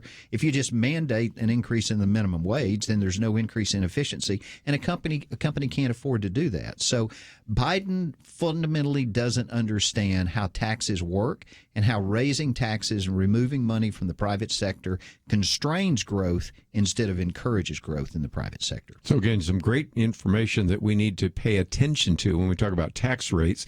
And since we're almost out of time, a minute ago I just mentioned, we have some of these rappers, but add to that Kanye West or Herschel Walker. Now, don't I remember right that I think you were the one that got Herschel Walker involved in politics, and we're seeing him not only at the Republican National Convention with a number of other African Americans that are saying Donald Trump is not a racist, what you've heard before, but whether it's Herschel Walker or a variety of others, it does seem like there's been a push on the part of the Trump campaign to actually identify and to attract more African-American voters. What's your thoughts? Absolutely. President Trump is very committed to pursuing the African-American vote. Darrell Scott, who's been an active part of his administration from the beginning, is a friend of mine. He's a pastor. I know him well. Herschel Walker, that you mentioned a minute ago, has been a friend of Donald Trump's for over 35 years. I don't know that I'm not going to try to take full credit for Herschel being involved in politics today, but Herschel was invited to be a guest at a fundraiser I held in 1993 at my house. He had never been involved in politics before, but I knew this about Herschel. I knew he was a committed Christian, and I knew that we shared the same core values. And when I reached out to him, he agreed to come and be a part of that. Now, he's more outspoken today than he ever has been because the extremes that we have to choose from between the right and the left today are vaster or broader extremes, more divergent extremes than we've ever had before. I believe we're going to see a wave of support from the African American community this year for conservative values and for conservative candidates because so many of the values that they support are well aligned with conservative candidates. Well, and again, that kind of illustrates one of the questions people have about the polls right now, because all the polls say that Joe Biden is going to win. They're probably measuring the curtains on the Oval Office and everything. But it gets back to this question that people have asked about the shy Trump voter. That is, when you're called on the phone, who are you going to say you're going to vote for? And some individuals don't answer the phone, and even if they do, they feel a little bit uneasy about that. And right now, if you're African American and you say, I'm going to vote for Donald Trump, well, the bottom line is Joe Biden says, well, you're not black. or you're getting criticized. Look at poor Ice Cube over the last couple of days. So in some respects, I think the only poll that really matters happens on November 3rd, don't you think? That's absolutely correct. There's so many people who've even been reluctant to put up Trump signs in their yard or on their car because they don't want their car keyed or scratched, or they don't want something happening to their home because they put up Trump signs, because so many people on the left are just violently against him. I put up some Trump signs on a piece of property that I own here in Dallas. Went over there to check on them just over the weekend, and they were torn down, not just removed. I mean, even the framework that the sign was on was just mangled and destroyed. That kind of viciousness of the left causes people to just sit back and say, that's fine, I'll just stay quiet. Mm-hmm. But when I vote, my vote's going to count, and it's going to be a conservative vote. What's so intriguing right now is that there is a record turnout. I mean, we're at 67 million, but really it's going to be about 70 million by the end of this day of individuals who have already voted. I'm going to talk next hour about some people want to know if they can change their vote. Turns out that at least in 7 or 8 states you can. I did not know that. That was pretty intriguing about that. But nevertheless, we'll get into that and take some phone calls on that and all the rest. But the bottom line is that there is still great opportunity for our listeners out there. Maybe most of them have voted, but they probably know people in their sphere of influence. This could be a family member. Yes. This could be an individual that they work with, that they share values with. It certainly could be people in their church who are saying, well, I really don't like either of the candidates. And of course, that happened 4 years ago. 138 million people voted. Only 136 million actually voted for the president. So they just skipped the first one and went down the ballot to vote for something else. So there are still a lot of people that say, I don't know about this whole thing, but really the future of the country is how we vote in this election. I think freedom's really on the ballot. And, all this discussion about whether or not government should make you wear a mask or allow you to not wear a mask, that's an issue of freedom. I think that's the fundamental answer that President Trump and his administration should give when people ask him, well, why do you do these big rallies and you have thousands of people show up? And why are you doing that? Because people are showing up and some of them aren't wearing masks. And the real answer to that is, if they come and they want to not wear a mask, we're going to give them the freedom to do that. Now, they pass out masks and they encourage people to wear them.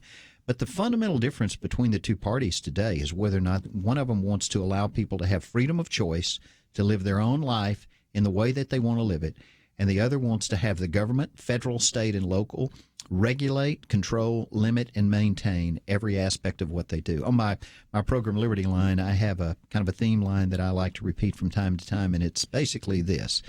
Freedom is not best measured, or liberty is not best measured by the number of rights government grants to you, but instead by how few restrictions it places upon you. Very good. We have one party that wants to place a massive amount of restrictions and control from a handful of people in Washington, D.C.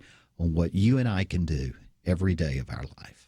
We're going to let Buddy Pilgrim get back to his busy life, but I'm going to take some phone calls. Already some coming in, 1-800-351-1212. We'll do an open line, but I'm also going to talk about Justice Amy Coney Barrett, what that means. Can you change your vote? Interestingly enough, yes, you can. And then the whole issue of what many people call a revolution against free speech and even some of the backlash to big tech. But if you find yourself saying, I'd like to watch the TV program with Buddy Pilgrim, we have a link to govictory.com. And of course, he's the host of Liberty Line. It has all the information right there on our website, pointofview.net. So thank you so much for being in here today. Kerby, thank you. It is always an honor and a blessing to be on the program with you. I encourage you to watch his TV program. Who knows? Maybe I'll show up in the future, but right now, you will. Star Parker. And so if you're interested in her comments, you can watch it right now. And then she will be on this week and next week, and then some of the other individuals we've talked about. Let's take a break, though. When we come back, we will take those phone calls. 1-800-351-1212. If you'd like to join the conversation, we'll take your calls, and we'll be back right after this.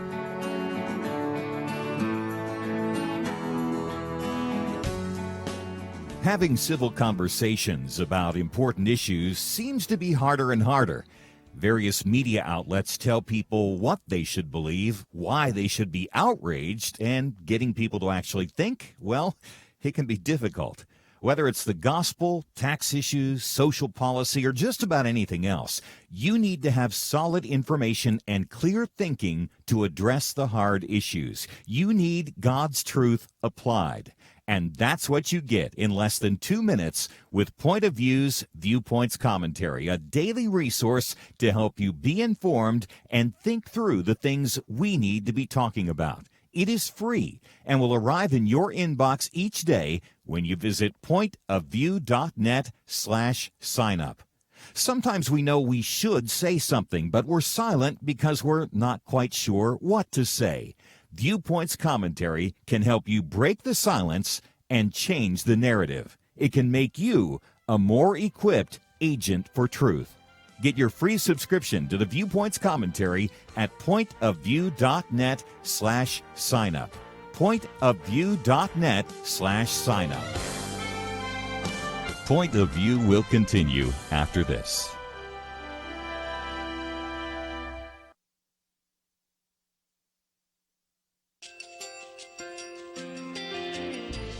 I just want to thank you so much for all the wonderful programming you have.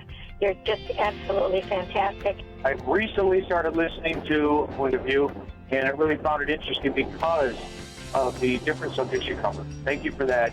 I really appreciate everything that you do in keeping us informed. Thank you, Kerby, for everything that you have been doing. I appreciate all the work that you're doing, advocating for the Word of God. Thank you so much. Point of view, I think, is absolutely necessary because it's a Christian perspective, a biblical worldview perspective, and receive very current, up-to-date information about what is really going on, week to week in our culture, which is changing so rapidly, and yet it's morally sliding backwards. Yeah, I'm just, first of all, I thank you guys. Y'all's program is wonderful, and enjoy it every day. I learn so much every time I listen to it. Point of View Radio Talk Show.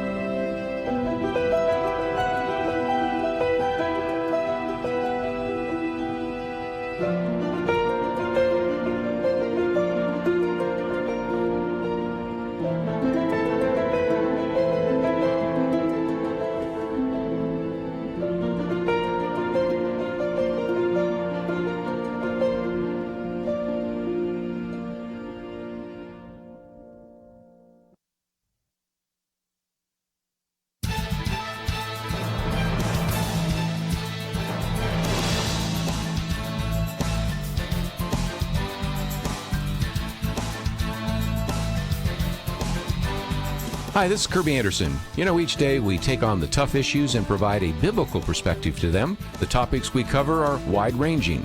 Apologetics, theology, prophecy, creation and evolution, intelligent design, marriage, family, child-rearing, the millennial generation, trends in society, politics, economics, business, religious liberty, the Constitution, public policy, foreign policy, military policy, tensions in the Middle East, abortion, homosexuality, pornography, sexual ethics, media, technology, history, and America's godly heritage.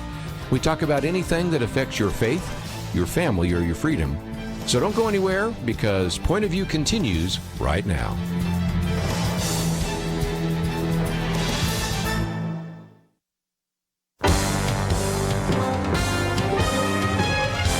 Across America, live.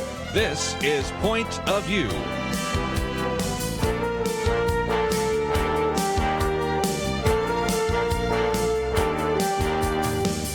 And now, Kerby Anderson. This hour, if you'd like to join our conversation, 1-800-351-1212. I might warn you that all the lines were full for a while, so you might have gotten a busy signal. I do notice one line is open now in case you want to get in, and we want to hear your comments. 1-800-351-1212. If I have enough time, I want to get into some comments about Justice Amy Coney Barrett. Her speech last night is something that people have been talking about. I also have a piece. It's our first article by Senator Kelly Loeffler, who is, of course, a senator from Georgia in a re-election campaign, but she has some comments to make about Amy Coney Barrett, so we'll get to that. One of the others, the trend right now on Google, can I change my vote? Well, it turns out in some states where we broadcast, yes, you can. It depends on which state you're in, so I'll try to give you that list, but certainly Michigan, Minnesota, Wisconsin, a couple of others certainly fit into that category. New York, Pennsylvania. So anyway, that's something I did not know, and we'll try to educate you on that. Also get into a couple of other issues, but we have a lot of calls left over from last hour because I wanted to let Buddy Pilgrim kind of speak, and now I want to hear you speak. So let's go first of all to Missouri, KTTK. Janet, thank you for calling today. Good afternoon, Kerby. And I have a question about the mail-in ballots. Can a person, when they have sent their ballot in, can they call and get that verified that that was received? And if it wasn't verified that they received it, can they go to the polls and vote? Okay, very good questions. First of all, the bottom line is that in most states there is a record. Sometimes people criticize me because they said, you're the head of all these organizations, and then you're also precinct chairman of your own precinct.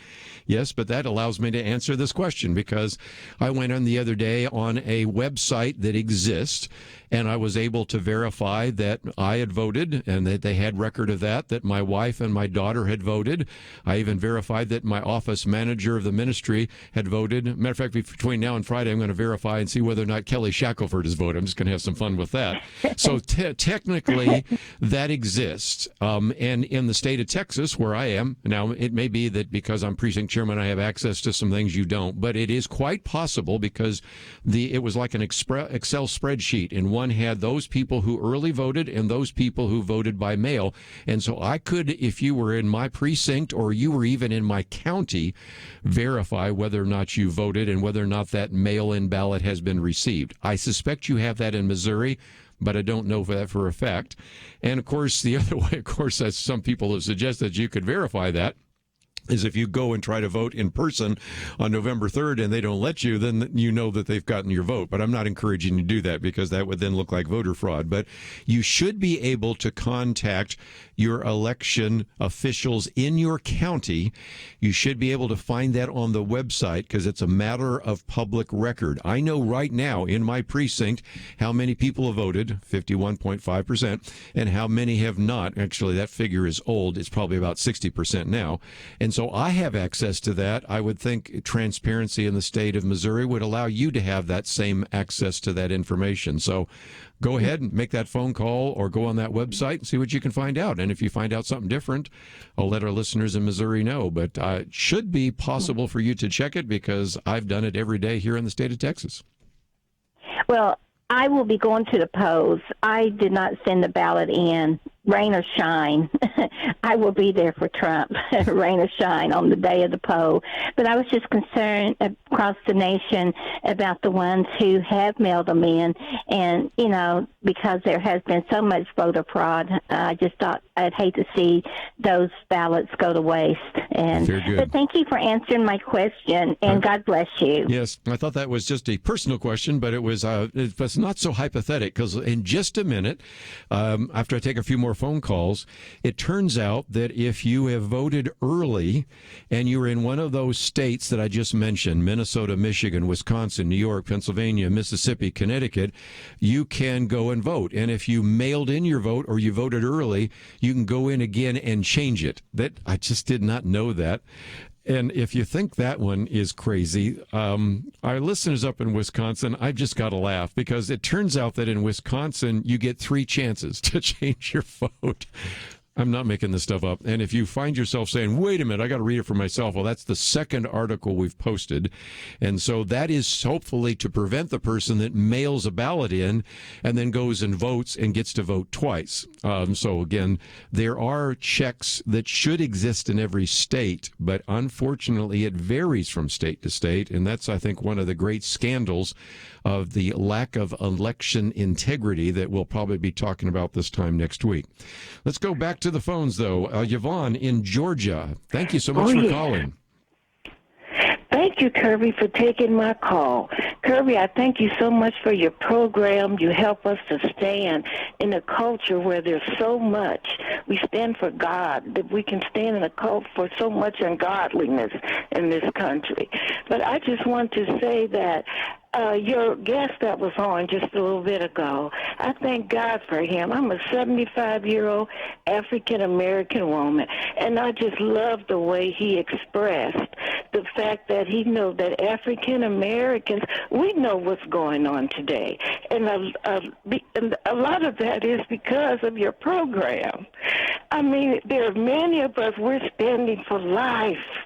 We're standing for life. We're afraid to let people know. It's many of us. But we stand for life. Attempts have been made on the lives of people, African Americans especially, I know, that's out there standing for life. And Kerby, I just want to say thank you. And I want to know that I stand with many other African Americans, stand with many people, that we're just praying. And I believe Donald Trump is going to get reelected. So we just all need to come together and just continue to pray. But I believe that's the word I have, that Donald Trump will be in office another 4 years. God bless you. And I also want to say that Joe Biden is in the Democrat Party. They're causing just so much division. All that Donald Trump says, along with the news media, they turn it around and make it seem like his statements are prejudice against African Americans. And we know all of that is the enemy. And I'm just thankful that God has opened my eyes that I can see. God is a God of love, and he wants us to love one another. And that doesn't mean trying to make someone seem to be a way that they're not in order to gain what you want. And that's what Joe Biden is definitely doing. Well, I appreciate it. We've got to go to break. And Yvonne, I just appreciate all that you shared there. And one of the things that Buddy Pilgrim pointed out is he was being too kind, because really Herschel Walker never got involved in politics till he went to that political event with Buddy Pilgrim. He says he's got a good connection with Herschel Walker. So what do you think? Should we get Herschel Walker on the program with us? I think that'd be kind of fun, and get his comments. But we come back, I think some rest of you want to talk about a couple of other things here in terms of some of the signs being stolen. Some of you want to talk about the whole issue of how to kind of think your way through who you might vote for. So we'll get to those phone calls right after this.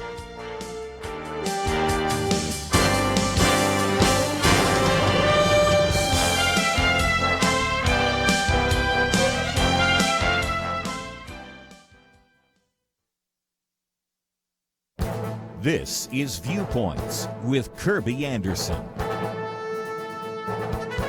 Yesterday, I talked about a new book by Rod Dreher. In his book, he talks about a book by Hannah Arendt on the origins of totalitarianism, published after World War II. She documented what happened in Germany and the Soviet Union. It helps us see totalitarianism coming, and here are a few warning signs. First is loneliness and social atomization. Totalitarian movements are mass organizations of atomized, isolated individuals. 20 years ago, Robert Putnam published his book, Bowling Alone, documenting the significant decline of civil society that has accelerated even more with social media. Second is losing faith in hierarchies and institutions. According to Gallup, our confidence in our institutions is at historic lows across the board. The loss of faith is another reason for this loss of confidence. Third is the desire to transgress and destroy. The writers and artists after World War I were marked by their embrace and celebration of anti-cultural philosophies. They were also willing to shove aside liberal principles like fair play, free speech, and free association. A fourth sign was the rise of propaganda and the willingness to believe useful lies. This was the desire to reject respectable society and embrace false history. Today we have the 1619 Project of the New York Times, which attempts to reframe American history. Finally, there was the mania for ideology. Why do people accept lies? Well, it helps them make sense of their lives and gives them a cause to embrace. Along with that was the politicization of everything. These are some signs that totalitarianism was coming to these countries in Europe. It appears that we have many of the same signs here in America. I'm Kerby Anderson, and that's my point of view. For a free copy of Kerby's booklet, A Biblical View on Racism, go to viewpoints.info/racism. That's viewpoints.info/racism.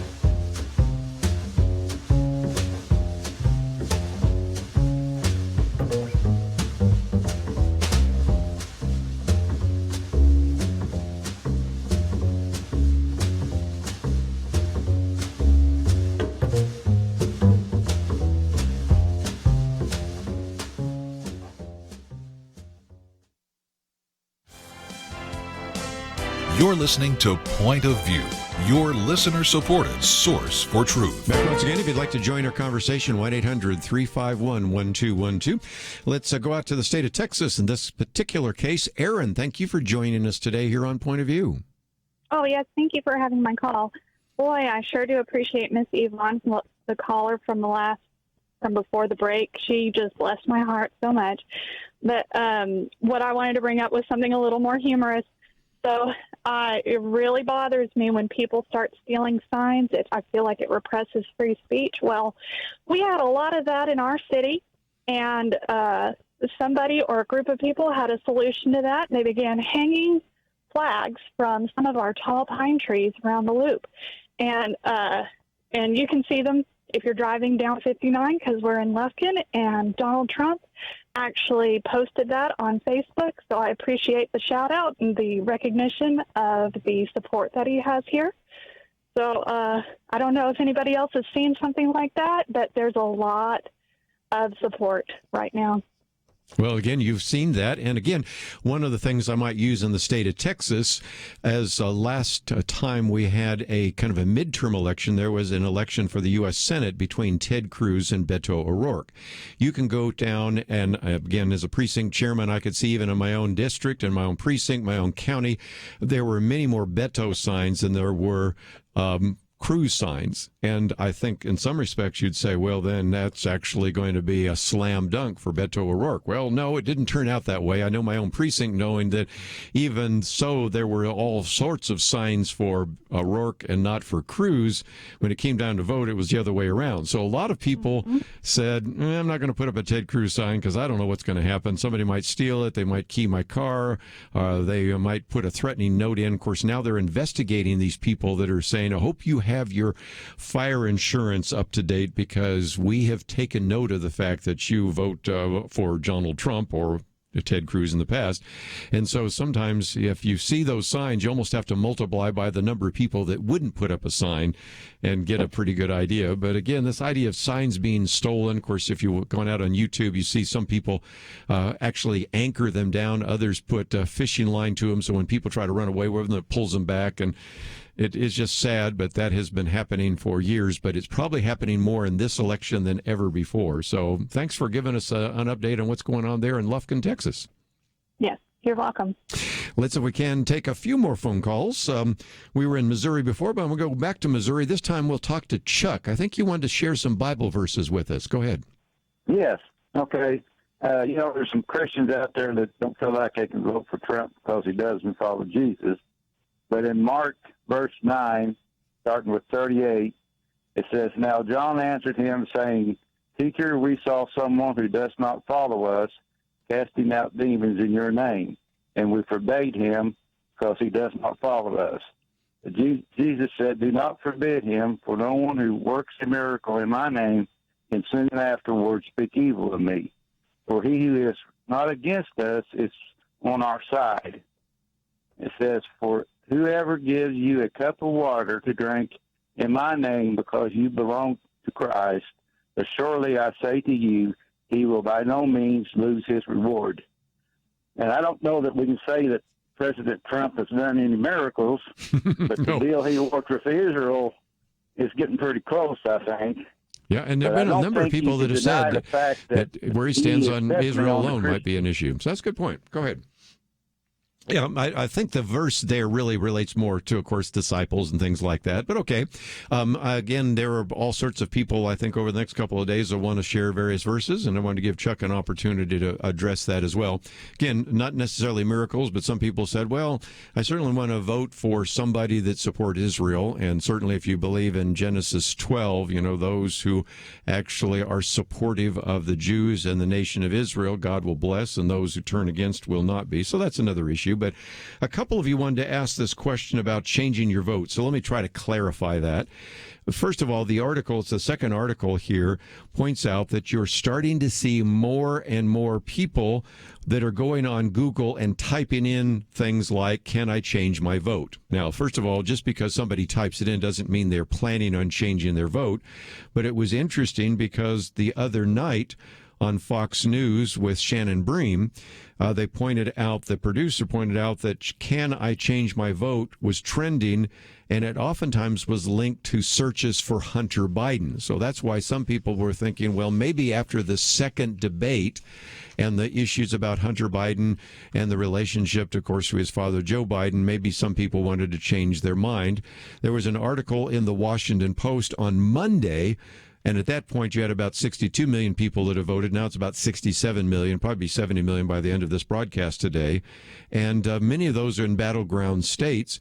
But they're pointing out that those people that were wanting to actually search this were in some of the so-called battleground states, for example, Arizona, Virginia, Tennessee. Well, they don't actually allow you to change your vote. So that's a different kind of situation. But nevertheless, no surprise, President Donald Trump tweeted this out. This is his tweet. "Strongly trending Google since immediately after the second debatement is, can I change my vote? This refers to changing it to me." I love Donald Trump. Yeah, it means me. Okay, it goes on. The answer in most states is yes. Go do it. Most important election of your life.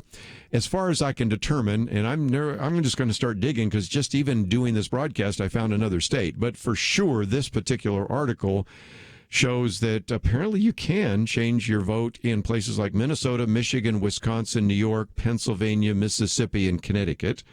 I did mention just a minute ago that Wisconsin actually gets a chance to change it more than once, which is just amazing to me. But nevertheless, those are the cases.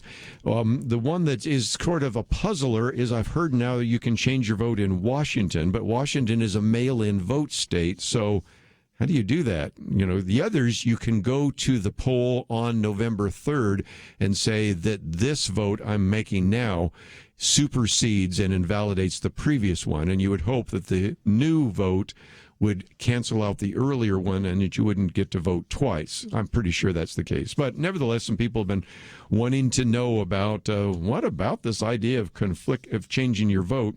Apparently, there's some evidence that that can be done, but it only relates to some of you in some of those states. Let me go to Irma in Texas. I think that was your question, wasn't it? Yes, it was. I called my local voter registrar's office just now to confirm if they had received my mail-in ballot. And then I mentioned to them how if they were aware that we could change our vote. And they told me that once the ballot is in a certain lockbox, that we cannot change our vote. Very true, especially in the state of Texas. That's right. Okay. So then how is it or when is it that you can change your vote? Well, if you happen to have lived, of course you live in the state of Texas, but if you happen to live in, let's pick our friends in Michigan, because that's a battleground state, or Wisconsin, then you can actually go and change your vote. And that is something which I did not even know existed.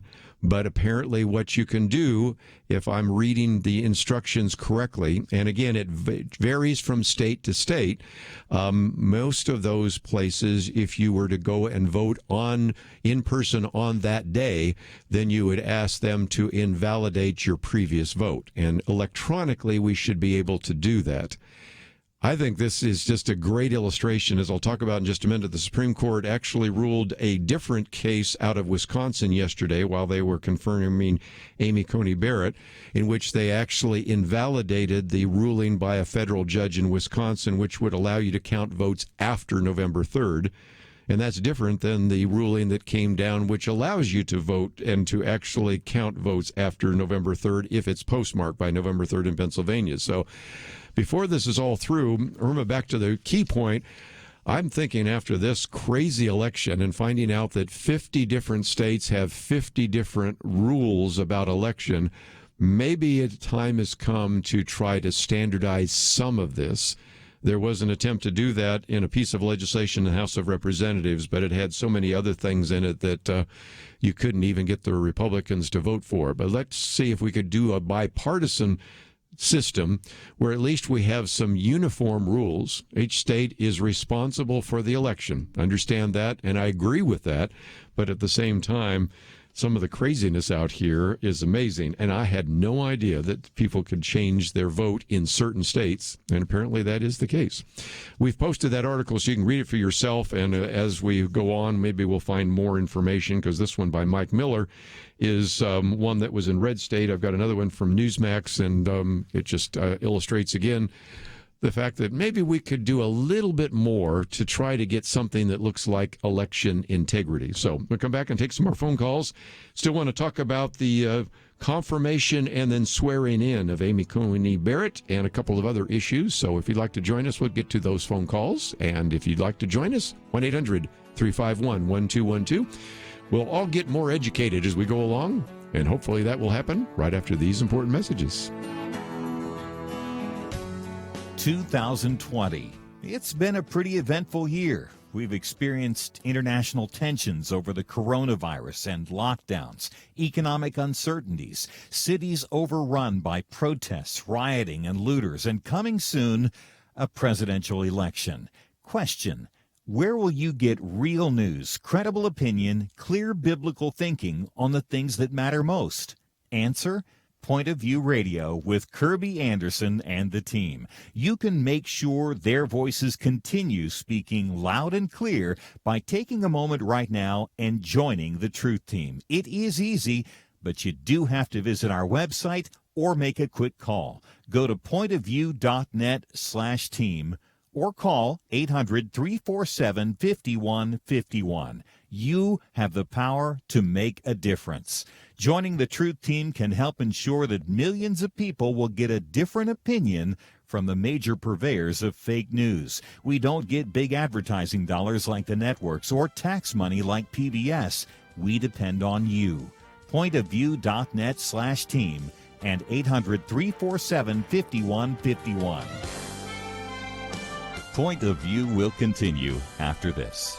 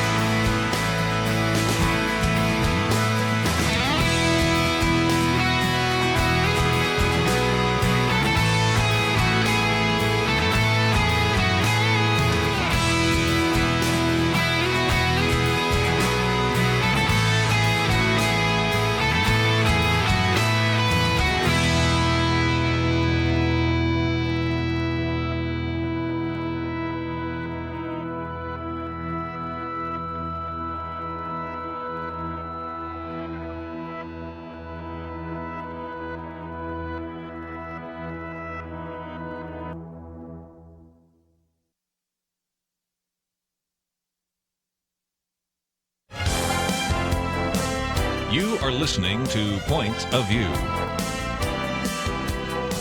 The opinions expressed on Point of View do not necessarily reflect the views of the management or staff of this station. And now, here again is Kerby Anderson. Final half hour, if you'd like to join our conversation, 1-800-351-1212. Let me say it again because I know some people hear bits and pieces and they wonder. Again, we've posted this second article, Can I Change My Vote? And that's trending on Google. Again, I've been able to identify, I think, about 7, maybe 8 states where that happens. But again, it's very technical, very difficult. But what it basically says is 42 other states you can't. And I think it illustrates the point that maybe as much as we all enjoy the convenience of early voting, if you think there's even a possibility that you would change your mind, not just about the president, but about a mayor or about a state senator or representative or something like that, then don't vote early. But I think Tim in Georgia wants to address that issue. So, Tim, you have the floor. What would you add to our conversation today? Yes. So thanks for taking my call. Sure. Go ahead. First, to the people that are saying they think that they would rather not vote for Mr. Trump because he doesn't seem to be a Christ follower, I mean, without discounting the independent vote, are they to Biden? Because I don't see where he really appears to be a Christ follower either. Yeah, I mean, that's something to think about. And, of course, again, people can vote for people down the ballot. As I pointed out before, we had about 2 million people last time that didn't vote for the president. They couldn't vote for Hillary Clinton or Donald Trump. But I'm glad that some of them did show up and vote for these other candidates because we have some really important senatorial races. And right now, you know, I'm wondering whether or not Republicans will retain control of the Senate. I think the odds-on favorite right now, looking at the polls of various states, say that Democrats will retain control of the House. They will take control of the Senate and could even elect Joe Biden. And so you would have a clean sweep. Now, that's based upon the polls. Have you heard my concerns about the way these polls are conducted? Yes, and the fact that the only poll that really matters is how you voted and especially how people vote by November 3rd. But I'm looking in some races. Matter of fact, I just a minute ago mentioned we have a piece here from Senator Kelly Loeffler. I'm going to look at that Georgia race. I certainly want to look at the race in North Carolina with Tillis, Iowa, Montana. I pretty much assume that Democrats will maybe take control of the Senate in the Senate races in Arizona and Maine. So, you know, it's all the more reason to go out and vote. And if either of the candidates says they're a Christian, that's nice. But I want to know how their votes and their positions and their policy statements align with political ideas. So that's certainly important. Let's head out to New Mexico. That's going to be an important swing state as well. Mordecai, what would you like to add to our conversation? Well, first of all, I wish I could talk like you. You're so plainly speak so plainly. My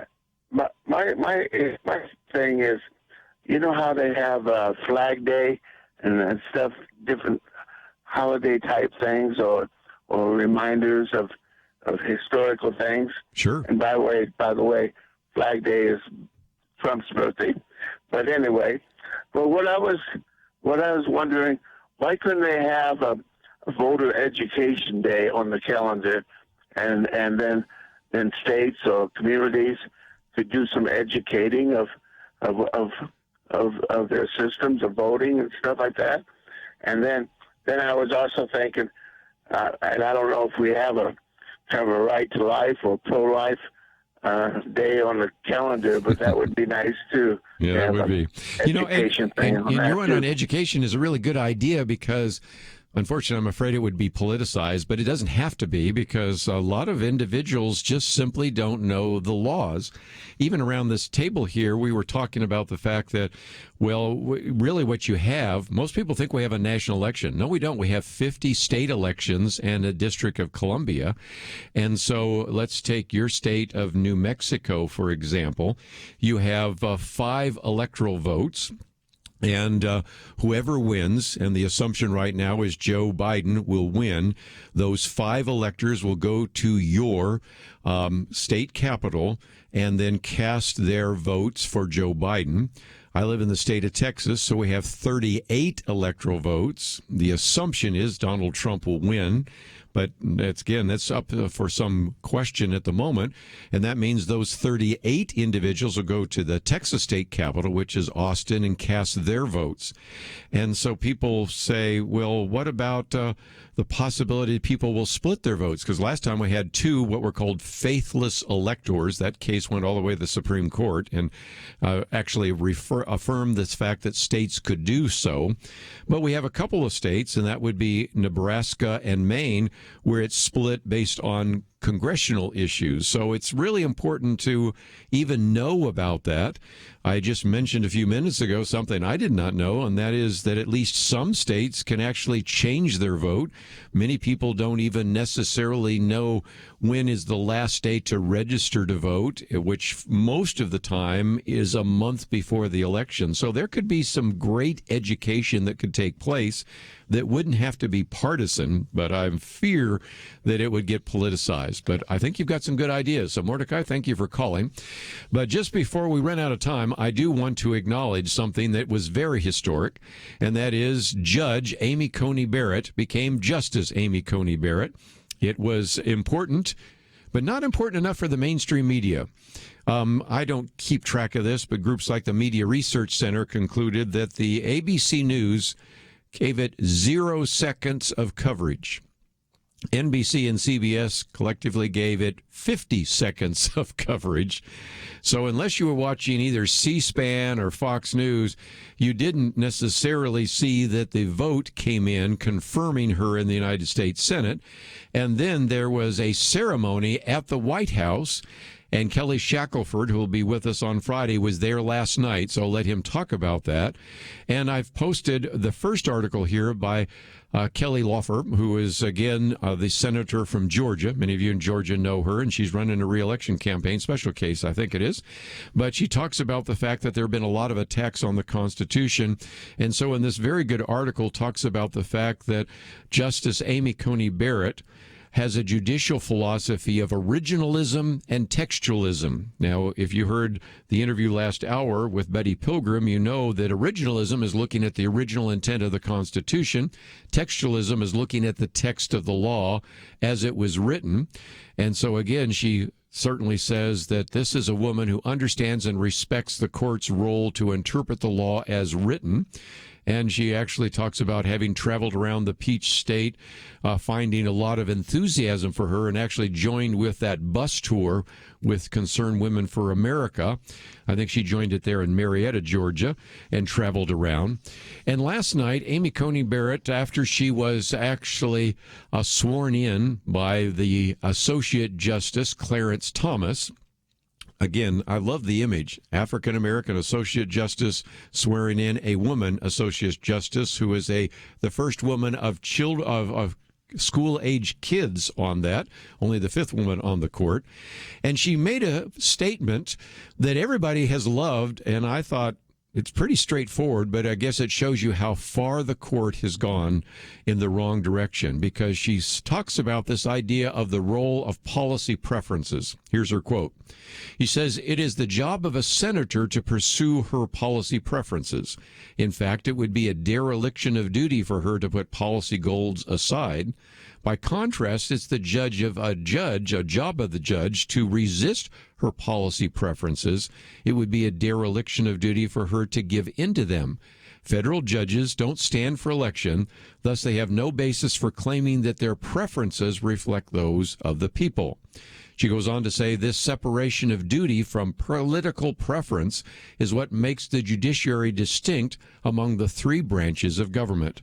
A judge declares independence not only from Congress and the president, but also from the private beliefs that might otherwise move her.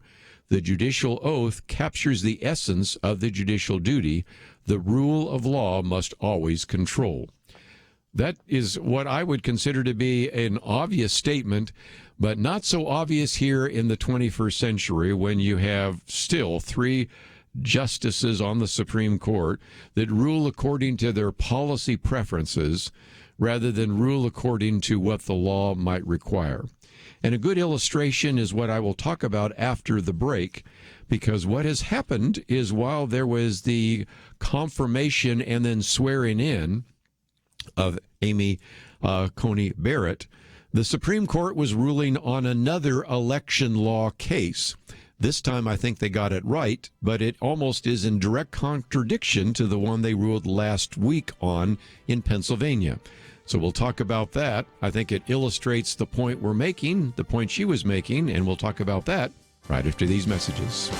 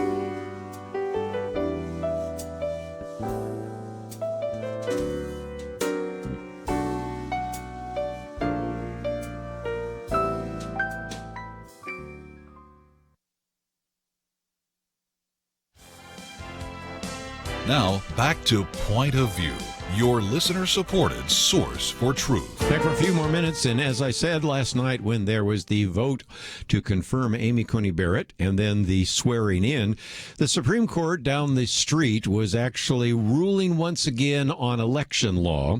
And if you're not familiar, many of the states have changed their election laws in midstream. Doesn't sound very wise, and even though we, of course, had COVID-19 and the pandemic and all that, you could could see why people would justify it, but it doesn't make a great deal of sense. And so in this particular case, the Supreme Court, I think, wisely and rightly ruled 5-3 that a decision that came down from a federal judge, which essentially rewrote the election law in the state of Wisconsin, was not going to be declared constitutional. And this one happened because the Chief Justice, John Roberts, joined with the other 4 conservative justices. That would be Clarence Thomas, Samuel Alito, Neil Gorsuch, and Brett Kavanaugh, leaving the 3 liberals in the minority this time, and that would be Elena Kagan, Stephen Breyer, and Sonia Sotomayor, which completely contradicts, if you will, from a policy point of view, the decision last week in Pennsylvania, in which, in that case, the Chief Justice John Roberts joined with the liberals in a 4-4 deadlock, which then did not change and then ultimately permitted the change in the election law in Pennsylvania to stand. Now, the arguments on these are almost identical, but let me just focus on the Wisconsin one, since last week I talked about the Pennsylvania one. And that is, the federal judge simply said this: yes, we are supposed to have voted by November 3rd, but that doesn't mean you have to stop counting on November 3rd. So if you receive ballots that are postmarked on or before the election day, you should count them all the way up to November 9th. The decision they made there basically goes back to the old law. You basically have to actually vote on or before that, and the ballot has to be arriving on that day. Pennsylvania, unfortunately, I think their deadline was, if I remember right, November 6th. So again, what you have are 2 different decisions on 2 different cases, one out of Pennsylvania, one out of Wisconsin. And in both cases, Chief Justice John Roberts tries to argue that in his opinion, and trying to make a distinction, which I think is a classic illustration of a distinction without a difference. And so for those of you in Pennsylvania, you could technically go and vote on election day, and as long as you could get it postmarked. Matter of fact, I remember one thing, it says even if it doesn't have a postmark, so theoretically somebody could even commit true voter fraud and vote after November 3rd, and that would still have to be counted if it gets in on time. One of our other callers wants to bring in that issue, so let's go to Georgia on the Good News Network. Helen, what would you like to add to our conversation? Well, thank you so much for taking my call, Kerby, and I so respect your point of view. But my biggest concern is what you were just talking about, Pennsylvania and Wisconsin having these counted votes after Election Day, and with all the corruption on the liberal side and on the left, how could we ever prove that the election is actually accurately tallied? I know. It's a big question. If it's close. If it's not that close in some of these battleground states, no problem. But if it's close, and it was close in Pennsylvania, Wisconsin, and Michigan, which are 3 states I keep talking about, you can see how any kind of voter fraud, and all of a sudden, I found these other ballots that were in my back trunk, or there. I mean, we just do not need this to happen in the future. And I don't know how you can prove voter fraud, but we've been able to prove it in places like New York and New Jersey. So let's hope if we have any close votes in any of these states, we can figure out some ways to prove it as well. So I agree. This is why I think we need to start thinking about coming up with some kind of standards nationwide. Even though the elections are statewide, we still need to maybe have some non-negotiable standards so that this kind of possibility of election fraud or just simply election mismanagement won't happen again. So I agree with you. Well, thank you. I mean, we're of the same mindset there, and I know we're of the same mindset in wanting this to be one nation under God, but this is such an important election. I mean, we all know America is going to change forever if the Democratic Party takes it over at this point. Well, I think we know it's going to be different. I mean, again, we heard, of course, Barack Obama say, I want to fundamentally transform America. And Joe Biden hasn't used those phrases, but almost everybody associated with his campaign seems to be talking about that. So that's where we're headed, if indeed Joe Biden and you have a Democratic House and Senate. I think Katie barred the door to what might happen in the next couple of years. Yeah, and I've also been getting emails from Barack Obama, and I have never signed up for anything with the Democratic Party or him specifically. And to me, you know, they're very encouraging emails, and thank you for this and thank you for that, but I've never even been party to. But I just think he's so behind this whole push to get Biden in office because he's never really left Washington. Yeah, well, very true. While we're talking about some of the voter issues, for you in Ohio, you know about this, but since we broadcast all over the country, there are some that are suggesting that the vice presidential nominee, and that would be Senator Kamala Harris, has violated election law.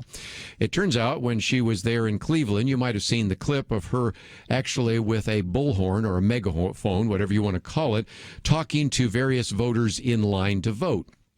That would be what we call electioneering. That would be actually a violation of the election laws. Now, the question that you have to ask is, was she standing far enough away from the actual polling location for it to be legal? Maybe. So I don't want to say this for sure, but there have been some people looking at that clip and saying it's obvious that she's outside of the polling location, but oftentimes in various states you have a barrier. You cannot, for example, hand somebody election material too close to the polling place. And so those are oftentimes usually like 100 feet or wherever it might be from where those might be. So the point I'm making is will Senator Kamala Harris be cited for that? No. Will anybody probably talk about this in the mainstream media? Well, you know the answer to that. But the point I'm making is, don't you do it, okay? Even if she did it, don't think that that gives you justification. So don't go up to people standing in line and handing them election material. Don't get out there with a bullhorn or a megaphone. Just don't do that. Don't show up at the polling place with a gun or anything like that. We just, let's try to have the best kind of behavior at these polling places as we possibly can. And of course, early voting is already still taking place. I started the program by saying we have 68 million people that have already voted. I think the numbers now are up to 69 million. Basically, we're almost at 70 million.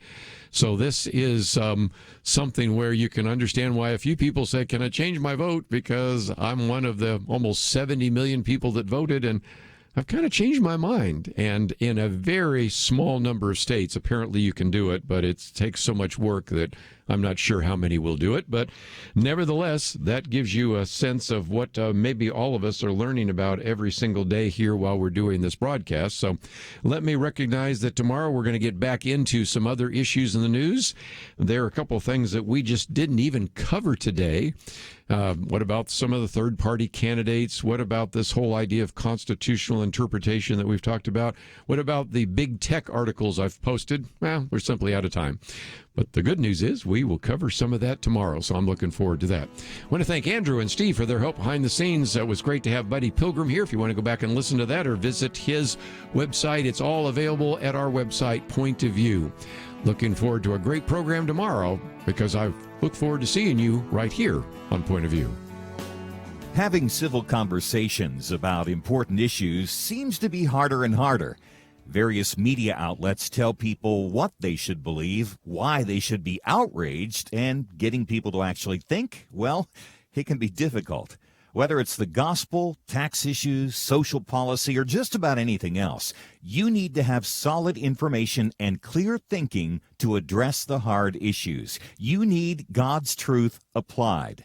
And that's what you get in less than 2 minutes with Point of View's Viewpoints Commentary, a daily resource to help you be informed and think through the things we need to be talking about. It is free and will arrive in your inbox each day when you visit pointofview.net/signup. Sometimes we know we should say something, but we're silent because we're not quite sure what to say. Viewpoints Commentary can help you break the silence and change the narrative. It can make you a more equipped agent for truth. Get your free subscription to the Viewpoints Commentary at pointofview.net/signup. pointofview.net/signup. Point of View is produced by Point of View Ministries.